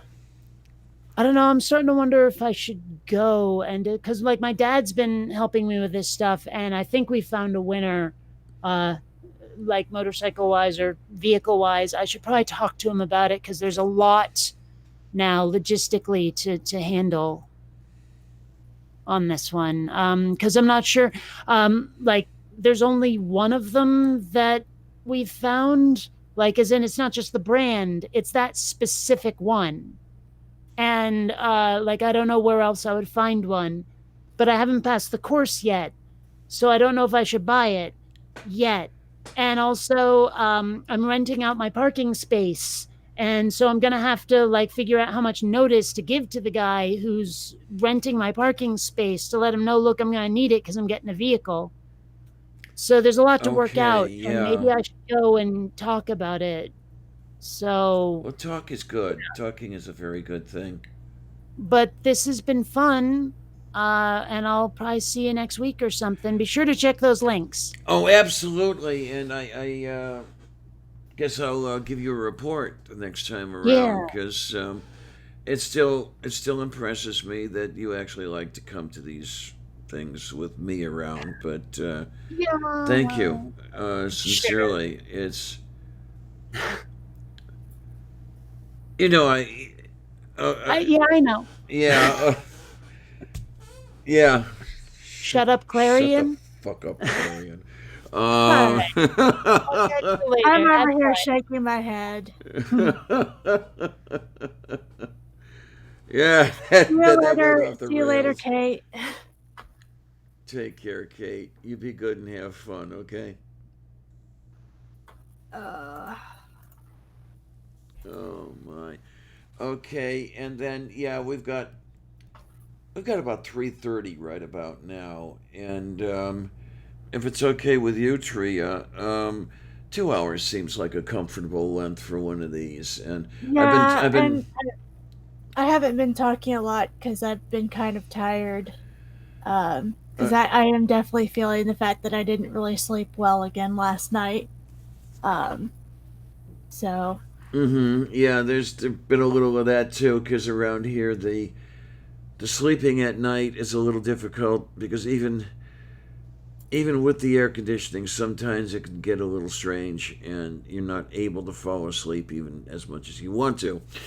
yeah, um, but yeah, I think now would probably be a good stopping point. Okay, so thanks for sticking around, really, sweetness, and great having you. And I'm looking forward to seeing you in the side chats again for the next one and the next one. And I have to Yep. figure out what the next one is going to be.